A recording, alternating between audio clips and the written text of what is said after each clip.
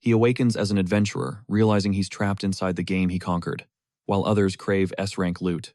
Jinfree skips the rarity, hype for broken exploits, low-tier synergies the devs totally failed to balance. It's pure meta abuse in a fantasy realm. No chosen one destiny here, just cold-blooded min-maxing and efficiency. Can a pro gamer treat reality like a world record speedrun? Let's find out. Jinfree felt it again. Even though this location was technically new, a haunting nostalgia washed over him. This wasn't his first encounter. He felt a strange sense of belonging, as if he'd breathed this air since the day he was born. The receptionist's voice snapped him back. She politely asked if he was there to register as an adventurer. Snapping out of his daze, he gave a confused nod of confirmation. As she logged his data, a flickering memory whispered that he'd seen her face before. Moments later, she beamed, announcing his status window was ready. Suddenly, a glowing system interface materialized before him. A quick wave of his hand for authentication sent a massive jolt of déjà vu through his spine. The fog cleared, he remembered everything. The girl noticed his stunned expression and asked if he was okay. He went silent as a flood of memories from this world surged through his mind like lightning. This world was the game he'd lived and breathed Grand 7, where he reigned as a top-tier pro. It's a vast kingdom-style RPG spanning 7 massive continents. Now that digital fantasy has become his literal reality, he struggled to process it. Why were these memories only surfacing now, after all this time? He was just a normal guy striving for a better life and a way to support his family. But the world he was raised in is actually a game from his past life. Most would panic, right? On the contrary, Jinfree was ecstatic. This was his ultimate golden ticket. The girl, however, looked genuinely worried. He was literally trembling. After apologizing for the scare, he gave a confident grin and flexed his muscles. He claimed he was just itching for action. Inside, he still wondered, why did his past awaken now? Answers were nowhere to be found, but with this knowledge, he knew he could reach the absolute peak. With a slick gesture, he logged in to inspect his stats. Since he was unranked, only basics appeared. The receptionist noted his flexible nature and awkwardly wished him luck on his journey ahead. Stepping through the portal, he emerged into a breathtaking fairy tale landscape at the baptismal altar. Every detail was a pixel-perfect match for the game. He turned his gaze toward the central island. This is the gathering point for 5 rookies. So far, the game's script is playing out perfectly. But there's a catch. This is real life. No checkpoints, no saves, and death is permanent. By weaponizing his pro-gamer secrets, he's about to become a living legend. The baptism ceremony was set for 30 minutes. Jinfree smirked. It was time to gear up for war. Just like the game, he warped to the main island as the other adventurers immediately scrambled away. Chaos erupted instantly as desperate brawls broke out over the limited weaponry. Greed took over as stronger recruits snatched gear right out of the hands of others. Jinfree just watched. The baptism's forced class selection system was exactly what he expected. Rookies were literally foaming at the mouth for high-tier roles, while he focused on a deeper strategy. While they chased hype, Jinfree prepared to make a far more calculated decision. One thug finally bullied a girl out of a spear, bragging like a king. Jinfree didn't blink. Offended by the silence, the guy spat insults, but our MC just walked toward the leftovers. He locked eyes on a dagger. On paper, its stats were absolute garbage. The thug laughed, mocking him for choosing a weak blade with 0 potential. He'd regret that, surely. Jinfree just grinned. No sane adventurer would touch this trash, but that's the point. In this world, common sense is just a trap for NPCs. He locked in the basic dagger. Suddenly, the speakers blared. The ceremony was live. They had a 5-minute window to slaughter as many monsters as humanly possible. Within seconds, a swarm of altar-exclusive insects descended, completely surrounding the island. The honey centipede monsters whose venom could rot a man from the inside out. A cocky trainee nearby sneered, telling Jinfree to try not to kick the bucket, before flashing a toxic smirk. Jinfree ignored the shade. He had dealt with enough annoying NPCs during the baptism to care. The trial erupted. As the monsters swarmed, Jinfree realized their attack patterns were carbon copies of the original game mechanics. This meant their fatal flaws remained identical. As a centipede lunged, he muttered that it was making a massive mistake by underestimating him, then unsheathed his blade, delivering a lethal strike that sliced the creature clean in half. A system alert flashed, enemy defeated. The surrounding trainees stood frozen, completely blindsided by his explosive speed. Witnessing that flawless kill sparked a wave of pure jealousy in the arrogant spearman's eyes. A low-tier dagger shouldn't deal that much damage, but Jin knew every game has its glitches, and this world was no different.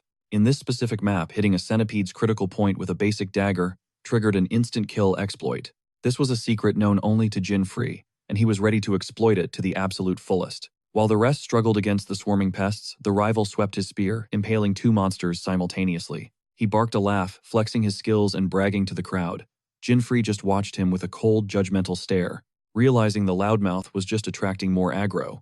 Being a spearman wasn't exactly a top-tier flex for pro players anyway. Suddenly, a centipede lunged. Jin shifted his weight effortlessly, sidestepping the creature as it zoomed past his head.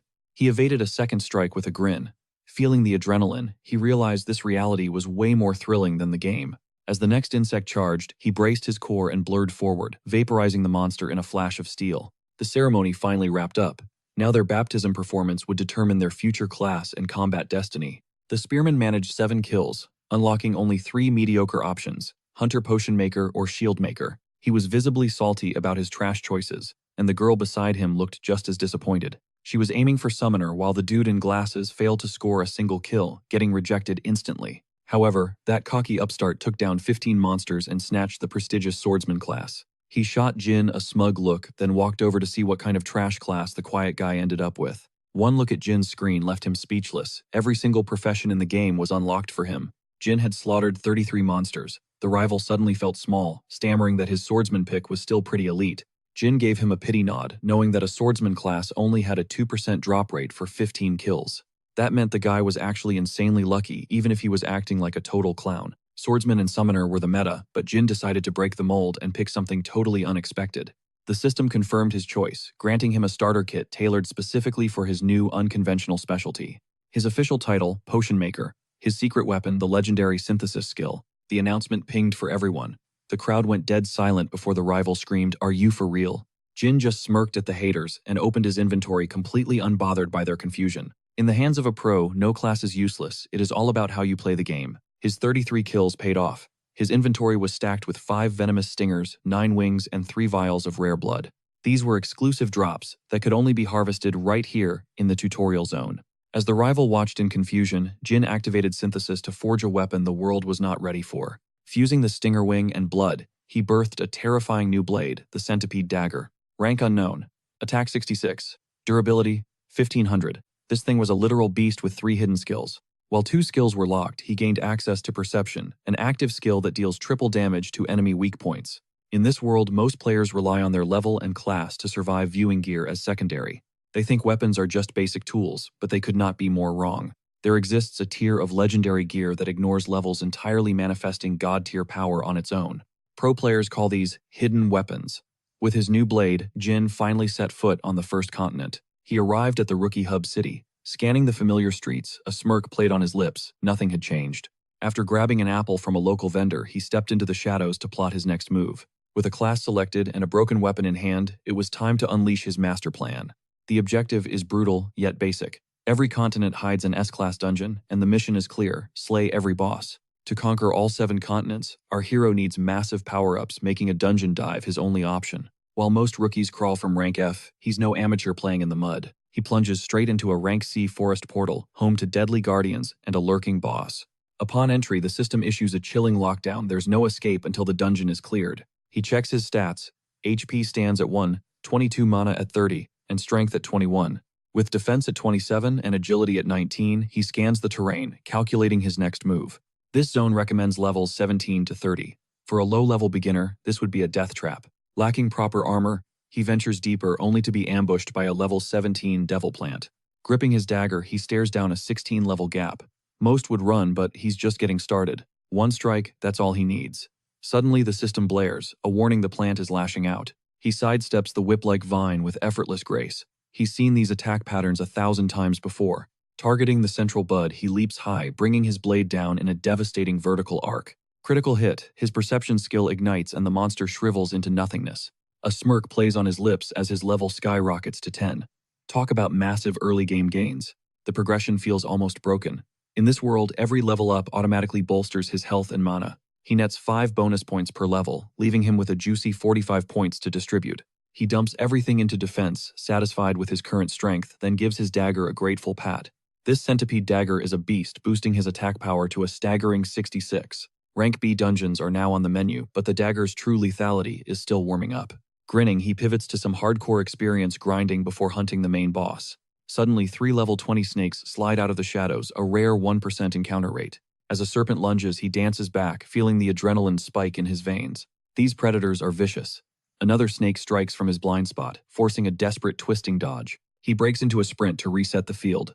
Step 1. Keep a cool head and survive. He's hunted these before. He knows their fatal flaw lies in the soft tissue of their necks. A precise jab there deals triple damage. He charges back, ready to end this quickly. To his shock, the snakes coordinate, one blocking his path to shield the other. Clever bastards. The third snake sinks its fangs into his shoulder. He snarls, decapitating the beast in a fury. His level hits 13, but the system flashes red. Health is reaching a critical low. He needs a safe zone to patch up.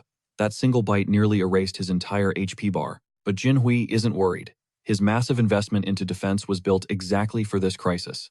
Hovering at death's door, he smiles. The perfect conditions for his dagger's hidden skill are finally met. Agility surges to 190. He becomes a blur, ready to shred the remaining monsters. This is Divine Speed, a passive skill that decuples his agility when health hits rock bottom. Snakeheads roll as the system chimes. His level has surged to 17. Not today, Grim Reaper, he mutters, finally taking a moment to breathe under the trees. Slumping against the bark, he exhales, impressed by the massive power jump he just achieved. He's beat up, but healing now would deactivate his god-tier speed buff. Losing such a massive advantage would be a waste. He'll gamble on this razor's edge a bit longer. Back on the hunt, he makes quick work of a bizarre creature wandering the forest. Surveying the carnage, he grins. With this skill active, clearing monsters is a total breeze. Speed leveling mode is engaged. Once the boss falls, he'll have the materials for a new synthesis. He needs water, thorny grass, blueberries, and a caterpillar skull to craft the next item. Adding jelly leaves, blood flowers, and chestnut seeds will finally forge a powerful D-rank treasure. Gathering these materials is a total grind. But while he's distracted, a savage bear lunges from the shadows. He drops the beast effortlessly, his mind still racing. This massive shopping list feels more like cooking than combat. It's too realistic a total buzzkill. Still, whining won't fill his bags, so he moves on. Time's ticking before the boss fight. Luckily, he scores the first two items right by the waterfall's edge. Item 3, a cluster of blueberries. He's finally making progress until a familiar voice cuts through the air. Spinning around, he spots two figures emerging from the brush. One face instantly triggers a bad memory. They're from his old village. The guy smirks, shocked that a certified loser is actually out here adventuring. It's Julius, a guy who started his career years ago. Jinfree stays silent, analyzing his old neighbor. Weird that a veteran is still grinding low-level zones. Then Julius opens his mouth again. A potion maker. Seriously, Julius mocks his trash gear while his buddy asks, who's the random scrub? Julius explains they're childhood friends, bragging about how Jin's family was the brokest in town. He was always a weirdo with a tragic backstory, dead dad, sick mom. His friend just shrugs, calling him unlucky. Why him Jin's life was rough, orphaned young, with a sister carrying the burden of their bedridden mother. He raids just to survive. Julius snaps, enraged that Jin is totally zoning out during his monologue. You ignoring me. That look says you're overdue for a beating. Julius's ego is clearly bruised. He snatches Jin's collar, pulling him close while deciding how to teach him a lesson. A bone-chilling roar shatters the air. They freeze as Julius's partner gazes upward in pure terror. It's a monster. The floor boss, a level 31. Cyclops looms over them like a mountain of death. Julius screams for his buddy to move. They need to bail, and they need to do it now. Too late. You're already targeted, Jin mutters. Seconds later, the Cyclops' club crushes the friend into paste. Staring at the carnage, Julius loses it. He collapses into the dirt, letting out a pathetic, terrified scream. The beast locks onto its next meal. Jin's system pings this monster, possesses the all-seeing eye. Fighting this behemoth with such a level gap is suicide. Its physical defense is practically impenetrable. He's next on the menu if he doesn't move. Tracking the massive club, he narrowly evades certain death. Worse yet, the Cyclops has a lock-on skill. Once it picks a target, it never lets go. System alert, you are now the target. The all-seeing eye has locked onto Jinfree. Escape isn't an option. Jin draws his blade just as the beast lunges, forcing him to leap back. He dodges, but the Cyclops is reading his every move. Only his divine speed keeps him alive. Julius gawks in shock. Can this really be Jinfree? How is he moving like that? Jin knows running won't win this. He has to go on the offensive. He sprints up the club's handle toward the giant's hand. The beast roars, reaching out to crush him. He vaults into the air, hovering right above its exposed neck. This is his chance. He strikes hard. 0 damage. His worst fears are confirmed, as the Cyclops retaliates with a lethal club swing. He hits the deck fast. This level gap is making the fight feel like an impossible mountain. Julius cowers in the bushes, paralyzed but curious. How can a loser move with such insane speed? Is he using some secret buff? Jin dodges another strike, frustration bubbling as he analyzes the situation. He's missing pieces for the recipe. He's got the berries, grass, and blood flower, but he needs more. The remaining items are close. Without this oversized pest, he'd have been finished ages ago. His eyes lock onto the bush where Julius is hiding. Jackpot, the last 3 ingredients are right there. He charges toward the terrified coward. Where is he going? Julius shrieks as Jin closes the distance. Jin snatches the items and keeps sprinting. He spots a nearby lake, the source for his final ingredient. Diving into the water, he triggers synthesis. Boom, E-rank poison crafted. This stuff eats HP every second. Julius watches, confused. Is he stupid? Doesn't he realize that low-rank poisons won't do a thing? A Cyclops is immune to trash-tier toxins. Jin just smirks, knowing exactly what he's doing. His real plan, fuse that E-rank junk with the deadly C-rank venom he took from the snake. He brewed a lethal D-rank toxin. The boy was hyped, but the flex didn't stop there. Infusing the venom into his blade, he unlocked the poison attribute. Jin Free gave it a test swing. Grinning at his weapon's lethal glow, Julius watched in awe as the boy spammed alchemy skills. Suddenly, a roar ripped through the air. The beast found them, and Jin casually apologized for the delay. He suggested round 2. Without further ado, the Cyclops smashed its massive club into the depths. Missing its mark, the Titan swung blindly in a rage. Jin Free danced through the chaos, dodging easily. He slid toward the giant's neck, his movements blurred. His muscle memory was absolutely dialed in. He carved into the beast's throat. Toxic essence flooded its veins, and the system flagged a severe status. The Cyclops' HP began plummeting. But out of nowhere, the monster flexed its massive arms to recover. It forcibly purged the toxin. Jin didn't flinch, launching a relentless barrage to restack the deadly debuff. He vowed to keep the venom flowing. Every time the poison took hold, the cycle repeated itself. The beast would heal, and Jin would reinfect it instantly. This grueling loop drained the monster's stamina. It was time for the finisher. Jin soared into the sky, lining up a strike on the eye. His blade connected, triggering a critical hit. The perception skill surged, exposing the monster's ultimate weakness. A blood-curdling scream echoed as the Titan finally buckled, crashing into the dirt with a thud. System messages confirmed the kill, awarding massive experience. Nearby, Julius watched from the shadows, completely paralyzed. He stared at the monster slayer, questioning if this was really the same Jin Free he knew. When their eyes met, Julius bolted in terror. Jin ignored the coward and checked his status window. He hit level 23. With 90 stat points banked, he prepared to dump them into his build. But first, he had loot to collect. Opening his inventory, he claimed the spoils of his conquest. 350,000 gold and a D-rank Cyclops fang appeared. Jin grinned at the massive haul. He planned to send half the gold to his mom. Solo play was a vibe, no splitting rewards. Finally, he grabbed the real prize, a C-rank Cyclops eye. It looked cursed, so he tucked it away. One last ingredient remained.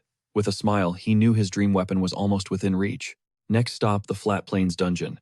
As he warmed up, memories of this D-rank grind rushed back. His goal, taking down every continent boss. But first, he needed the legendary weapon stored here. To crack the goddess's riddle, he needed the eye and one more item. That's why he came. The grind never stops. As soon as monsters detected him, they swarmed the trespasser in a frenzy. He cleared them out instantly, fueled by one vision, a peaceful world and a rich family. He'd silence every hater once he reached the top. After wiping some hounds, his level spiked. He dreamed of purging all monsters to secure peace and provide for his family's every need. Once he reached the peak, he'd finally silence every hater who ever dared to doubt him. After wiping the hounds, his level spiked. Meanwhile, the guild news in town was blowing up. The association announced today's main star, a rookie who slaughtered 33 monsters during his baptism. Setting a new record, he became the hottest topic among every adventurer in the tavern. According to the guild, his name is Jin Free Van Ride. Black hair, blue eyes. He's currently in the starting zone. In other news, some suspicious hunters were just arrested. They were busted for overfarming cobalt birds. Meanwhile, Jin slew another mob, feeling skeptical. He'd been hunting all day and still hadn't encountered one despite farming tons of materials. But the cobalt birds were MIA. They shouldn't be this rare across the 7-continent dungeons. These range from F to A rank, plus a C rank den, where the boss himself lives. The birds should have been here. Annoyed, Jin decided to head back to the city for intel. He arrived just as a shop was getting ransacked. Thugs were hauling out bags of loot. They shoved Jin aside and bolted laughing. He watched them go, wondering if they were robbers. These arrogant punks began bullying everyone in sight, even targeting a woman and her little girl. She crumbled under their brutal strikes, tumbling down the stairs with a terrified shriek. But just before impact, Jinfrey caught her midair, his gaze piercing the thugs who were already bolting in fear. The grateful mother thanked her savior and pulled her trembling daughter close. That is when the shopkeeper approached, spitting curses under his breath. Those lowlifes were Mountain Hound's trash. Jinfrey asked for details and the old man revealed a new rising guild. They had seized the whole district, extorting protection money from every shop.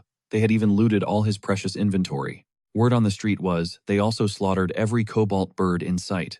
The puzzle pieces clicked for Jinfrey, though he was shocked by how easily the intel dropped into his lap. The man let out a heavy sigh, claiming these monsters lacked even a shred of honor. They would not hesitate to bruise women or children. If this continued, he would be forced to close. Jinfrey watched him leave, eyes narrowing. This is bad. A guild means a massive group of adventurers. Soloing them is risky, but harming the innocent. And wiping out his quest birds, now his blood was boiling. This was not just business, it was personal. He trailed the punks, ready to deliver some justice, and quickly located their filthy hideout. Inside, one thug was shamelessly bragging about his loot. He mentioned their leader was planning to expand their territory. Influenced, Jinfrey realized these guys were nothing more than a glorified band of thieves. Where were the cobalt bird feathers? He spotted them moving crates, including a box filled with glass jars. Inside were the missing feathers. He ground his teeth in fury. So they were the reason he could not find a single bird. Meanwhile, a thug asked his buddy if he had heard the latest rumor from the association. Apparently some freak wiped out 33 monsters in 5 minutes. Total cap right. They laughed it off as fake news, but Jinfrey did not care. He was busy plotting his heist for those feathers. Suddenly a cold blade pressed against his neck. A voice hissed, demanding to know what he was doing there. He spun around, heart racing. They all had the thief class and stealth skills, no wonder he had not sensed the guy's approach. Forcing a nervous grin, he raised his hands, claiming he was just a lost passerby. The thug was not buying it. He sneered, mentioning a rival guild spy who had used that same pathetic excuse yesterday. Should he explain what happened to that guy, or let Jinfrey find out the hard way? Jinfrey looked away, then instantly blurred to the side as the thief's blade whistled through the air. He counterattacked, driving a dagger into the guy's leg before slamming his hilt into the base of his skull. Lights out. The body crashed into a stack of boxes, the loud thud echoing throughout the warehouse. The others heard it. They swarmed the area instantly. Seeing Jinfrey, their faces twisted with pure aggression. Another rat from the other guild, they barked. Jinfrey tried to de-escalate, insisting he was not looking for a fight. He just wanted the feathers, but the bloody dagger in his hand told a much more violent story. He went silent. The thug demanded to know if he had been stalking them and what he had done to their boy. Jinfrey's patience finally snapped. Fine, if they would not listen to reason, he would just have to speak their language, violence. They lunged. He expertly parried a sword strike before delivering a bone-crunching palm strike to the guy's face. The man clutched his shattered, bleeding nose, howling in pain. Jinfrey knew he had to end this fast. If he did not clear the room, reinforcements would swarm him like hornets. Taking on a whole mob was just annoying. An idiot tried to sneak him from behind, but Jinfrey dropped low and buried a kick deep into the guy's ribs. As he tumbled away, a spearman charged. Jinfrey did not flinch. He caught the shaft mid-thrust, stopping it dead. With a brutal counter, he punched the guy's gut. A system notification flashed. He had landed a critical hit on a weak point. His perception skill surged. Seeing the guy doubled over in agony, Jinfrey offered a quick, "My bad." Another thug charged, screaming profanities. Jinfrey dipped under the wild swing like a ghost. He smashed his hilt into the guy's jaw, sending him straight to the floor. This chaos was exactly what he had hoped to avoid. All this trouble for some damn feathers. Distracted by the mess, he did not sense the shadow looming behind him. This new opponent was a pro. No yelling, no warning, just a silent strike. But Jinfrey was not some amateur. He felt the killing intent and blocked the blow perfectly. The man smirked, impressed someone could actually parry his sneak attack. Jinfrey narrowed his eyes. Was this another stealth skill user? This was about to get complicated. He shoved the girl aside, retreating with a cold sneer as he began to speak. He introduced himself as Soubi Muso, the Mountain Hound's second in command. Jinfrey just gave him a totally blank stare.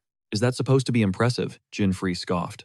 Enraged, Souv lunged, recognizing him as the brat who blocked his path before. He regretted not finishing Jinfrey off sooner. However, our main character effortlessly swatted his strike aside with zero effort. All that looting and you still use trash gear? Jinfrey teased. Souve just shot him a cocky, punchable smirk. He admitted the kid had skills for a teenager. Was it just pure luck that he scored such a legendary weapon? Souve kept yapping to distract him, claiming that a high-tier weapon is nothing more than a flashy, useless toy. To him, professional mastery was the only thing that mattered. Jinfrey silently agreed. It was painfully obvious he was outclassed. Souve swung again, but Jinfrey danced around the blade. He began analyzing his opponent's pathetic state and starter gear. His outfit gave him away instantly. He was wearing the basic rags assigned to the Potion Master starter class. Souve bragged that, despite his weak class, his rare weapon was the only reason he was still breathing. Sensing the thief's greed for his gear, Jinfrey grew cautious. He instantly summoned a flurry of shimmering daggers. First time fighting a real adventurer, he asked, launching 3 blades with lethal precision. Souve barely managed to parry. Souv claimed victory goes to whoever identifies the enemy's class first. He figured Jinfrey was just a basic physical brawler. He demanded to know Jinfrey's profession. "Let me guess," the main character replied. "You're just a common thief, right?" The moment Jinfree mentioned the stealth skill, Suve's composure completely shattered into nervous agitation and shock. He desperately lied, claiming to be a summoner instead. That clumsy cover-up only proved Jinfree was right about him. Fighting a stealth user was going to be a massive headache if he didn't end this quickly. If he hesitated, he'd lose his precious dagger to this creep. Without a second thought, he charged into the fray. Suddenly, two shadows blurred behind him. Before he could strike, they pounced from the darkness in a coordinated ambush. They were using stealth to close the gap unnoticed. Jinfree twisted his body narrowly, avoiding their synchronized killing blows. He needed breathing room fast. In the chaos, he accidentally slammed his dagger's hilt right into the leader's crotch. A system notification popped up immediately. He had landed a devastating critical hit on the opponent's most sensitive vitals. With his perception skill active, the guy felt every ounce of the agony. A blood-curdling scream erupted from his lungs. The shockwave shattered nearby windows. He collapsed instantly, foaming at the mouth as his panicked allies rushed to help. Seeing their leader's eyes roll back made the thugs tremble. "My bad," Jinfree muttered. "That definitely wasn't intentional." He stepped closer, his aura intensifying. "This isn't over. Unless you want the same fate, hand over the loot." He demanded the cobalt bird feathers immediately. Terrified, the thugs scrambled to grab the box, fearing for their lives. But their luck changed as a massive wave of reinforcements arrived, led by a man shouting accusations at the MC. He pointed at Jinfree, screaming that he was a guild spy who had slaughtered their comrades in cold blood. "Wait, you've got it all wrong," Jinfree exclaimed, realizing this situation was spiraling out of control way too fast. The angry mob drew their steel. "You've got guts to mess with the Mountain Hounds, kid," one of them roared. Then they noticed the body on the ground. When they saw Suve's twitching foamy form, pure panic set in. "What happened to the deputy?" they cried. But Suve was in a different dimension of pain, completely unresponsive. They couldn't believe Suve had been taken down. "No way," one laughed. "He must have been wasted on cheap booze again." They assumed he lost because he was drunk. Jinfree just smiled awkwardly, knowing it was just his own overconfidence. Finally, the big boss appeared. The crowd parted like the Red Sea as the guild leader stepped into the light. He demanded an explanation for the noise. His men immediately began barking out their side of the story. Jinfree studied him, wondering if this was the true powerhouse. "Who dared touch my men?" the leader growled deeply. The thugs pointed trembling fingers at Jinfree. It was him. He even wrecked Suve single-handedly. The master sized him up with a sharp, calculating gaze. "My men are trash, but why would you bother attacking them?" When Jinfree revealed he was a solo player, the master smirked. "You took them all down by yourself. Impressive." He burst into a boisterous laugh and invited Jinfree to join his guild, leaving the main character totally stunned. His subordinates protested the decision, but the leader silenced them. To him, raw talent was worth more than loyalty. "Normally I'd make you pay," he grinned, "but someone who can crush Soubi is a talent I can't let go." He swaggered over, draping a heavy arm across Jinfree's shoulders while grinning like a fool. The man was so hyped, he was practically speechless. He suggested hitting a tavern to celebrate the new recruit, but Jinfree was already reaching his breaking point with this nonsense. Coldly, he shrugged off the unwanted touch, asking if this was some pathetic joke. He was only there for the cobalt bird feathers. Why would anyone join a bottom-tier, third-rate guild if they had already processed the paperwork? That was their mistake to fix. He demanded his items so he could bounce. Insulting the guild status struck a nerve, and the man barked back in a rage. Had he heard that right, Jinfree didn't stutter, doubling down that they were third-rate cowards who only preyed on the weak. They were total fodder against real strength. Suddenly, the man snapped, lunging forward with a lethal swing that our hero barely evaded. He danced away just as the massive strike cratered the floor. Fuming, the man snarled for him to take back those words. Impressed but deadly, he claimed no one had ever dodged him before. He wouldn't kill the kid, but he'd definitely break every bone. He planned to sell him into slavery. Jinfree instantly sensed that this monstrous pressure was way too intense for a simple thief. The atmosphere shifted as the guild leader initiated a full-blown assault. Deftly dodging, Jinfree created some space. He knew he had to finish this fight without exposing his secret skills. To wrap this up fast, he lunged forward, staying low to the ground to strike, before the man could even react. He evaded the counter, vanished behind the brute, and landed a heavy blow. The man checked the spot, baffled by the lack of blood. Despite the power behind the hit, Jinfree had only used the flat of his blade. He turned back, tracking his foe's every twitch. The man sheathed his weapon, his face darkening with a grim realization that allowed Jinfree to finally identify his hidden class. Once the massacre skill activated, doubling his lethality for 3 minutes, it became clear he was facing a high-level fighter. The guild lackeys started hooting and hollering for their boss, while the leader glared at Jinfree with murderous intent. He charged, fists flying. But instead of crushing Jinfree's skull, his knuckles shattered the stone wall as the boy vanished.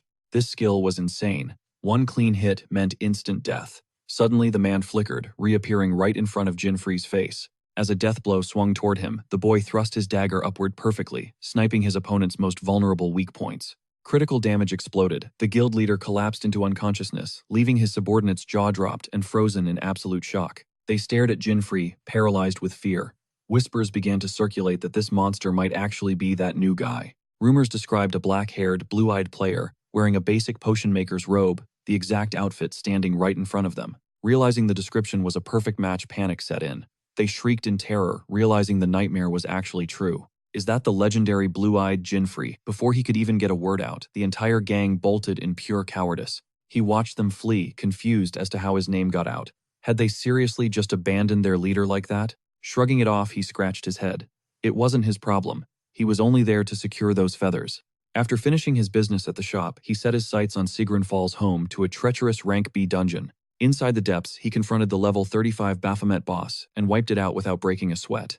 Honestly, it was mid. The Cyclops was way tougher. Now it was time to finally visit the fallen goddess. Standing before her stone image, he studied her empty eye socket. Solving this ancient puzzle promised top-tier loot. He produced the eye. He vowed to restore her lost glory.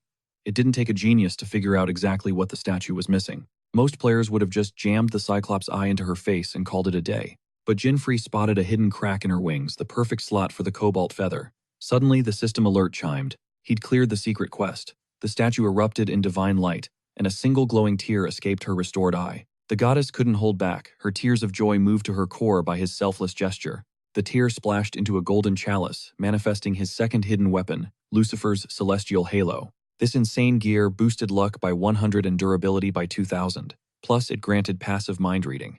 The next passive was Tyrannical Sense, allowing him to track every living soul within a 5-kilometer radius. A final mysterious skill remained locked behind hidden conditions.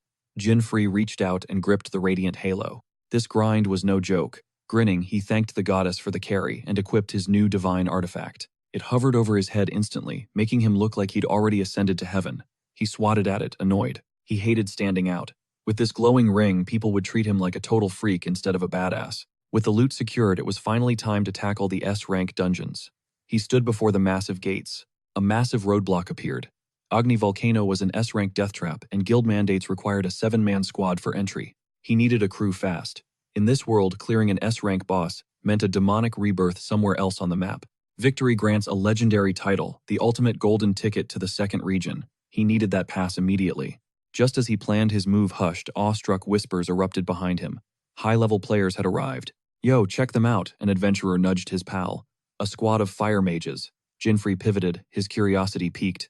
His eyes locked onto Freyna Ashbury, a level 45 powerhouse mage. Instantly, he triggered his mind-reading ability. Waves of raw ambition rolled off her. She was dying to raid that S-rank, but lacked one crucial frontline fighter. He smirked. That expensive halo was already paying for itself. Across the room, the mage stood up with resolve. "I'm calling it," she declared. "We split today." Seizing the moment, Jinfree stepped into their personal space. He flashed a confident smile, offering to fill their empty slot since they were clearly a man down. Their eyes snapped straight to his halo. He caught the look and winced internally. Even without telepathy, he knew. They were totally clowning him. One guy scoffed, wondering where Jinfree got the nerve to even approach their elite squad. "Hard pass," the guy barked. "We're done recruiting. Go find some other squad to bother newbie." Jinfree peeked into his thoughts. The guy was actually spiraling. He was terrified for their comrade currently hospitalized. Their previous mission went south, leaving their partner in critical condition. Now, they were stuck without a full team. They needed one more soul to bypass the gate. Jinfree eyed Freyna, demanding the actual leader's final verdict. Worry clouded her face. If her drive to enter was this intense, why was she hesitating to accept him? "Mind your business," she snapped, but her thoughts felt heavy. She was paralyzed by fear for her missing father. He vanished in an S-rank raid a month ago, total radio silence. Finally, the pieces of her pain clicked together. She also doubted his survival, eyeing that ridiculous halo. Great, another person thinking he was a walking joke. Shaking it off, he cleared his throat for a proper intro. "The name's Jinfree," he stated with firm authority, "and I'm hitting that S-rank too." Freyna paused that name, ringing a bell as her teammate pointed in shock. "Wait, the Jinfree from the headlines," he yelled. "The rookie who pulled off that insane monster kill streak. The kid who slaughtered 33 monsters during baptism. He looks mid at best. There's no way it's him." He gave a dry chuckle. So he was a viral sensation now. Fame really did find him fast. He hadn't planned on being the main character yet. Freyna squinted, wondering if this meeting was just random luck. She felt like he was peering into her soul. News reports were usually cap, but this guy felt different. He carried the aura of someone who'd seen the world burn. Suddenly, her gut feeling started shifting toward intrigue. A system ping, Frina was catching a vibe. She felt a surge of pure hype. Jinfrey locked eyes with her. "You're in," she commanded, shocking her crew. She stood up and marched toward the dungeon gates without hesitation. "Slow us down and you're monster food," she warned. Jinfrey grinned. Step 1 of the plan was a total success. Dungeon access granted. Moments later, they were standing in the scorching heart of the volcanic depths. They shoved Jinfrey to the front line, the literal kill zone. One wrong move, and he'd be the first course. Frina hung back while her teammate hissed a worried question. "Is this guy really the move boss?" He was sketching. She told him to chill. If things went south, Jinfrey would make the perfect meat shield. The second in line poked Jinfrey. "Yo, you really that viral rookie?" Having missed the tabloids, Jinfrey just stayed silent. He gave a suspicious scowl instead. A system alert flashed. Arthur was spiraling his trust levels, hitting rock bottom. Arthur was convinced he was a fraud. His buddy chimed in, telling him to stop buying the hype. "Look at him. Does that halo scream pro?" To you, Jinfrey's patience was officially wearing thin. That stupid halo was his secret weapon. Suddenly, its secondary ability surged to life, pulsing with ancient power. He sensed a jagged ripple in the mana. Monsters were cascading down the peaks like an avalanche of death. Mages, shields up. Now he roared. They just stared back at him like he'd lost his mind. "Move it or die. This whole place is about to blow." One guy scoffed, clearly annoyed by the command. Then the earth screamed as magma erupted. Jinfrey was right. Pick up the pace. We're out of time. The cavern ceiling disintegrated. As massive boulders rained down, the mage desperately unleashed his reflection magic. As the protective barrier shimmered into existence, the MC braced for the stone rain, hoping the storm would pass quickly. "Hold your ground," the captain barked. She stepped forth, summoning Meteor Breeze as a massive fireball ignited above her head. With a sharp swing of her staff, she launched the blaze into the rubble, shielding her team. Jinfrey's eyes tracked her. He realized she wielded pure fire, marveling at how effortlessly she swatted away those crushing stones like they were nothing. Suddenly, the earth fractured. Arthur plunged into the abyss, but the MC's hand shot out, catching him in a desperate grip. Arthur stared into the dark void in terror. Then the very ledge Jinfrey was clinging to gave way and crumbled instantly. Both men were sent spiraling into the deep. By pure chance, they hit something plush. A massive downy bat was waiting below. At the chasm's floor, the MC exhaled. Luck was on their side, likely thanks to the Halo's 100-point fortune boost. However, the beast wasn't thrilled about being a crash pad. As the monster's eyes locked onto them, the vibe turned lethal. Jinfrey sensed danger. The moment they scrambled off its back, the bat's fury exploded, its eyes glowing with predatory rage. The MC warned that then this beast absorbs every strike, only to hurl that same destructive energy back at its foes. "Watch your step," Arthur snapped that he already knew, but the MC cut him off as the beast prepared to strike. A deafening roar shook the cave. Jinfrey lunged, grabbing Arthur and hauling him away just as the environment became a kill zone. He narrowly dodged a barrage of lethal debris. Pinning Arthur against the stone wall, the MC's voice dripped with sharp irritation. "I told you to be careful. Do you have a death wish?" He turned back, weapons ready for the monster's next move. Staring at the crater where his head had just been, Arthur realized he'd be a pancake if not for that save. This thing wasn't even S rank yet, but it was deadly. The bat screeched and charged, closing the distance in a blur. In one fluid motion, the MC's dagger flashed. The beast fell instantly. Arthur could only stare up in absolute stunned silence. A one-shot kill, he wondered. Above them, Frina channeled her magic into the rift, searching desperately for any sign of life. Her teammate's voice trembled with concern. "They're okay," she breathed, confirming Arthur was alive. Her mind drifted back to Jinfrey. That mysterious guy had risked everything for her brother. Plus, he'd sensed the tremors long before the ground even started shaking. The squad moved to descend, but she held them back. A greater war awaited them, and they couldn't afford any distractions. Wasting stamina wasn't an option. Their mission was clear: eradicate the demons and restore peace to their broken, war-torn continent. They'd press on to the summit and reunite later. "Don't sweat it," she said. Arthur was her own flesh and blood. She'd forged him into a warrior herself, yet fear gnawed at her heart. "Stay safe, little brother," she prayed silently. She prayed their father was still out there. Meanwhile, the MC realized the formidable squad captain was actually Arthur's big sister. They were on a desperate rescue mission for their dad. Without missing a beat, the MC decided to press forward. Arthur scrambled after him. "Hey, where are you going? The big boss demon is waiting at the very top." "Are you seriously trying to face a high-level demon?" Arthur yelled. "That's literally a suicide mission, man." The MC ignored the noise. "I'm heading straight for the nest," he stated calmly. Suddenly, his system interface flickered to life. A notification popped up. Arthur was feeling conflicted. His hunger for power was showing. The MC saw his perfect opening. "If you want real strength, then keep up," the MC challenged. Soon, they arrived at the heart of the beast's lair. Arthur let out a shaky laugh. So this is the freak show. A massive flock of level 41 phoenixes surrounded them. The sheer pressure was enough to make anyone's skin crawl. Arthur scanned the area, his heart sinking at their levels. These birds were way deadlier than that bat. Without a word, the MC unsheathed his blade and vanished into the fray. He began carving through the phoenixes like a whirlwind. Arthur watched in awe. One-on-one was fine, but a whole flock. Taking on a swarm seemed impossible. Suddenly, a phoenix dove at his back. He ducked just as a wave of heat passed. Dodging the searing fire, he whipped out his dagger. Above him, the phoenix screeched, circling its prey like a fiery vulture. Close combat was a trap. Switching tactics, he grabbed his bow, seeking the perfect vantage point to rain down some arrows. His arrow found its mark straight through the head. "Don't underestimate me. Jin free," he shouted, feeling a rush of confidence. He wasn't going down without a fight. But when he turned to check on the MC, his jaw hit the floor. A mountain of dead birds surrounded the MC. While Arthur struggled with one, Jinfree had already started grilling some phoenix meat. He was actually eating. Arthur stared horrified. Did you seriously just wipe out the entire flock already?" he stammered. "Tastes like chicken," the MC muttered, taking another bite. Suddenly, his stomach churned. Guess he overindulged on the spicy bird. Too bad it didn't give any buffs. Right then, his sensory skill pinged. A massive surge of magical power was approaching. Grabbing a quick bite, he scowled, his mind racing. Why did this have to happen right now? Out of the abyss crawled a level 45 salamander, the dungeon's final, terrifying boss. This was a total curveball. Jin Woo's stomach churned as his stats plummeted, forcing him to retch. "You okay?" Arthur cried out. Wiping his chin, the main character warned him to stay sharp. This beast grows stronger by devouring humans. Those previous mobs were nothing compared to this predator. Suddenly, a massive tail lashed out. Arthur blocked the strike, but the impact left him bloodied.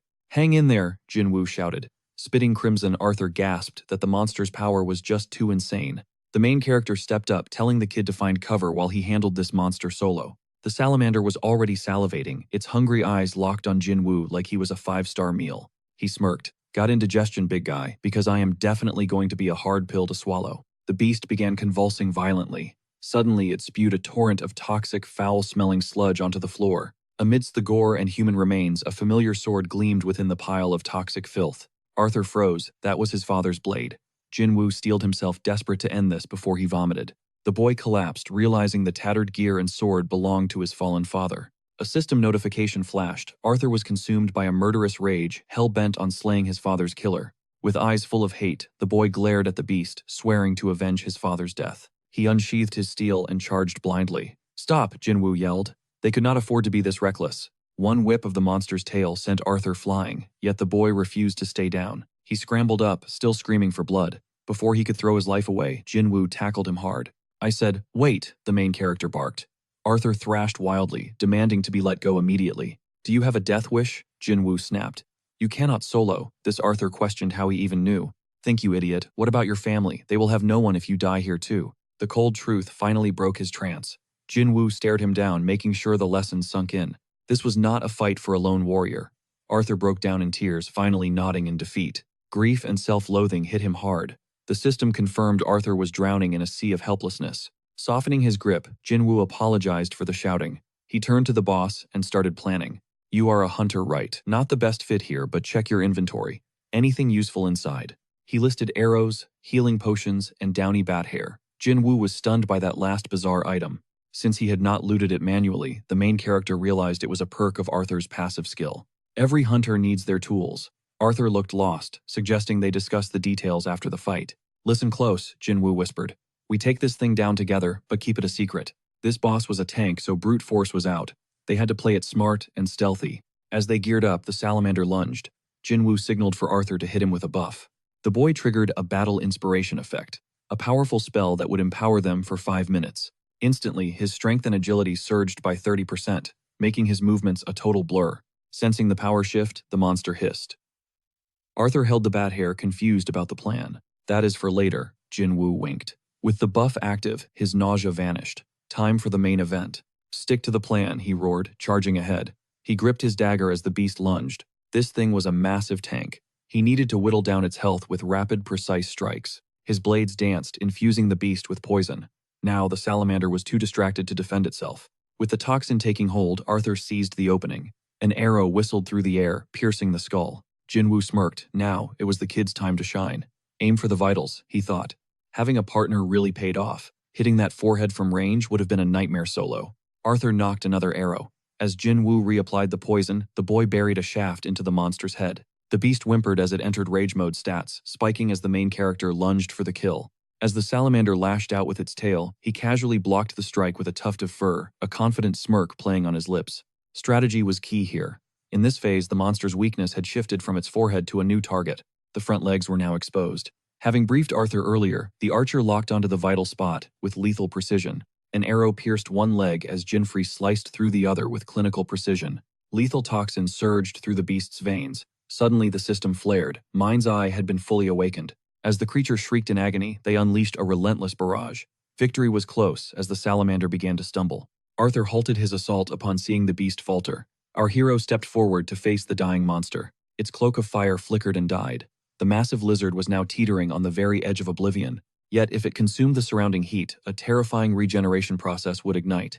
System alert self-resurrection mode engaged. The salamander's health bar began ticking upward once more. The heat intensified to a blinding level, making Arthur fear the monster had become truly unkillable. If it fully recovered, their 5-minute window for a kill would vanish. They had to strike right now.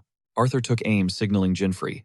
The warrior glanced back with a knowing grin, signaling that he was ready. He charged, eager to end this oversized lizard, as the salamander lunged forward for one final clash. He jammed his dagger in, forcing its jaws wide. Tossing a furball inside, he barked an order to Arthur. Arthur didn't miss a beat. As the furball hovered before the beast's maw, he released a devastating shot. The arrow struck true, driving the furball deep into the monster's gullet in one fluid motion. Silence followed. Arthur felt the tension rise, but then, our protagonist calmly began the final countdown. On 1, the beast detonated from within. The bat fur had absorbed the damage and returned it tripled. The system confirmed the buff's end. Thankfully, the debilitating stomach debuff had finally been purged. The salamander's charred remains slammed into the earth. The system chimed, confirming the beast's defeat and experience earned. With the threat neutralized, they climbed to the summit and waited for the rest of their squad. Jinfrey's halo faded as Freina rushed to him. The grim look on his face told the tragic story. He presented their father's blade to her, his hands shaking as he fought back a wave of tears. He choked out that the monster had taken the sword. Freina pulled him into a desperate, comforting embrace. Sobbing, he credited Jinfrey for the victory. Freina's eyes immediately locked onto our mysterious hero. Jinfrey was already silhouetted against the dirt, carving out a final resting place for their fallen father. They joined him in the solemn task. Placing the sword among the stones, Freina wept during their final goodbye. Standing apart, our hero recalled his own childhood, the games with his sister, and the day their world shattered. Freina broke his reverie, offering her deepest gratitude for everything he had done for her family. He brushed it off coolly, claiming Arthur did the heavy lifting. The archer could certainly hold his own. Arthur wasn't buying it. He knew exactly who the real monster here was. Without Jinfrey, they'd be dead. Jinfrey's strength defied all rumors. To avoid the awkward praise, the man quickly shifted focus to the summit. The real nightmare awaited them at the peak. A legendary creature ruled these volcanic slopes, the steel bear.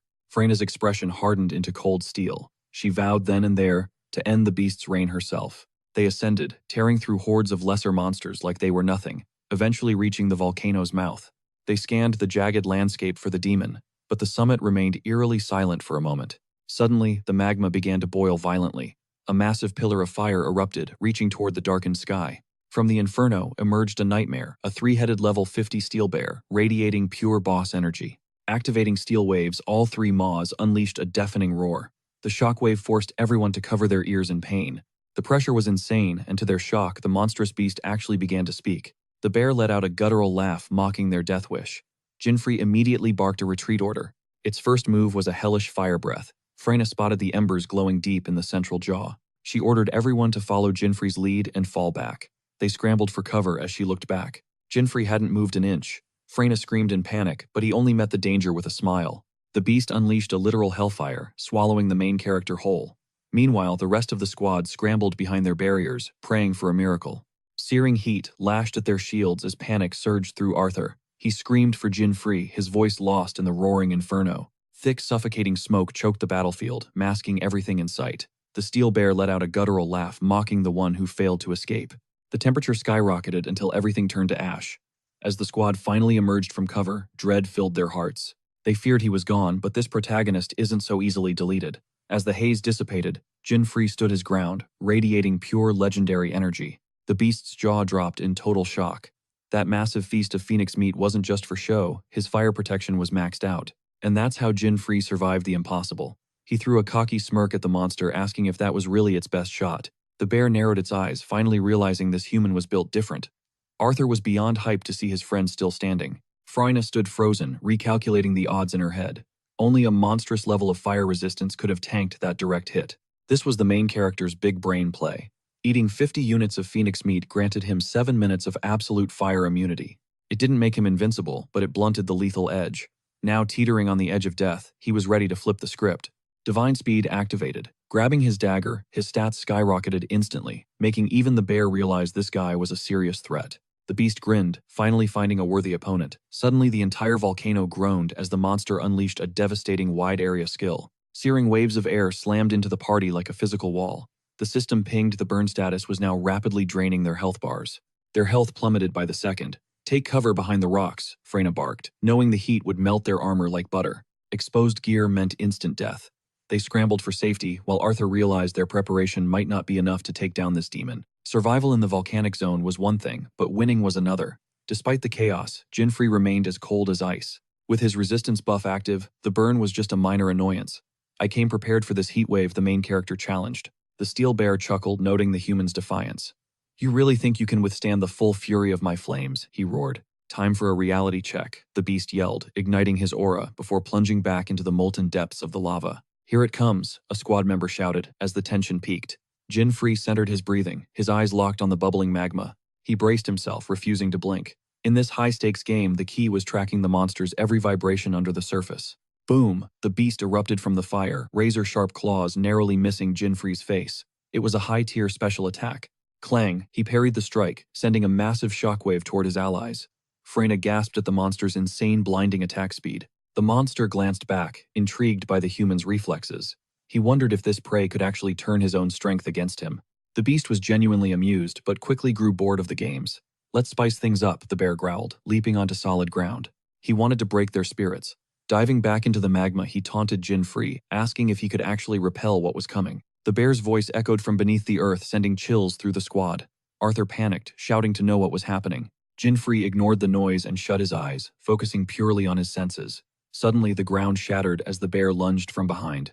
The squad screamed in terror, but Jinfree pirouetted away. His mana detection was on point, leaving the team and the beast absolutely stunned. Even the monster paused in confusion. Jinfree spun around, sizing up the beast and noting its surprisingly fast tactical thinking. Not bad, he teased, but I've already read your entire pattern. The bear roared in fury, telling the human not to get cocky. That was pure luck, the monster barked, vanishing back underground. Luck eventually runs out, and your defense will crumble with it. The bear vowed to stay on the offensive. Stop yapping and just fight. Jinfree countered, shifting into a lethal counterattack stance. Power detection located the target, and divine speed would deliver the blow. He closed his eyes, recalling the thousands of battles he'd mastered. This was a familiar dance. The ground fractured under his feet as Arthur watched with bated breath. The climax was finally here. The bear burst forth, jaws snapping at empty air. Jinfree was gone. He'd already launched himself high into the sky. Descending like a comet, he swung his dagger with overwhelming force. The bear didn't even see the sweeping counterblow coming. The beast froze, dazed by the sheer velocity of the hit. Who said I didn't have time to strike back? Jinfree whispered coldly. Speechless and enraged, the bear could only snarl. Arthur cheered. The main character was absolutely cracked, but the monster wasn't finished. One lucky hit doesn't mean victory, the bear spat. He refused to let a mere human stand in his way to absolute dominance. A new line of dialogue, Jinfree noted the change. As the bear dived back into the lava, he cleared his mind for the final clash. No time for theories. He had to stay sharp. The moment that beast showed its face again, he was going to end this. Bam! A devastating critical hit landed perfectly on target. The bear howled in agony, wondering how the human guessed its every move. Jinfree smirked. His sixth sense was truly broken, but suddenly the poisoning effect took hold and his strength began to fade rapidly. The beast roared in a blind rage as Jinfree mocked its lethal weakness to toxins. He didn't care about playing fair. In this world, exploiting a weakness is just survival. While the squad marveled at his power, Freyna realized most hunters were too terrified to engage. Standing with total confidence, Jinfree dared his enemy to strike before time ran out. The venom was already claiming its prize, triggering a violent volcanic eruption from the monster. He warned the beast not to push its luck as a scorching heat wave blasted the squad. Freyna commanded a full retreat to avoid being incinerated by the intensifying flames. The boy felt useless watching from the sidelines while the monster's fury reached its peak. A massive stream of fire erupted, but Jinfree remained unscathed, leaving the demon visibly shaken. This wasn't like the game anymore. The bear's movements were becoming unpredictable and dangerous. The demon demanded to know how he dodged, but Jinfree just laughed at its late realization. The creature smirked, claiming that knowing his secret wouldn't save him from a triple-threat assault. Horror struck the squad as the steel bear literally split itself into 3 deadly copies. This was a total curveball. The game mechanics had been completely thrown out the window. The clones vanished into the lava, yet their tactical patterns remained eerily familiar to him. Predicting the move was easy, but countering 3 bosses at once was a nightmare scenario. "You're dead first," the demon screamed, bursting from the earth right behind him. He barely sidestepped the lethal blow, sensing his life hanging by a single thread. One more mistake meant certain death as the second beast pounced with murderous intent. The situation was pure chaos, yet the bear thanked him for the entertainment before dying. "Your pathetic friends are next," the beast hissed, as the third clone cornered him. Jinfree was trapped, but Freyna swept in with a clutch save just in time. Her frost explosion spell shattered the air, impaling the demon's massive paw with jagged ice. She taunted the beast for its cowardly 3-on-1 tactics, sending it into a mindless frenzy. As the monster lunged, Jinfree delivered a devastating finishing blow, decapitating the beast instantly. Debt repaid. Now it was time to wipe the remaining monsters off the map. Only 2 targets left. Suddenly his inner sense skill flashed with a golden glow. The first steel bear fell. Arthur cheered wildly as their desperate plan finally paid off.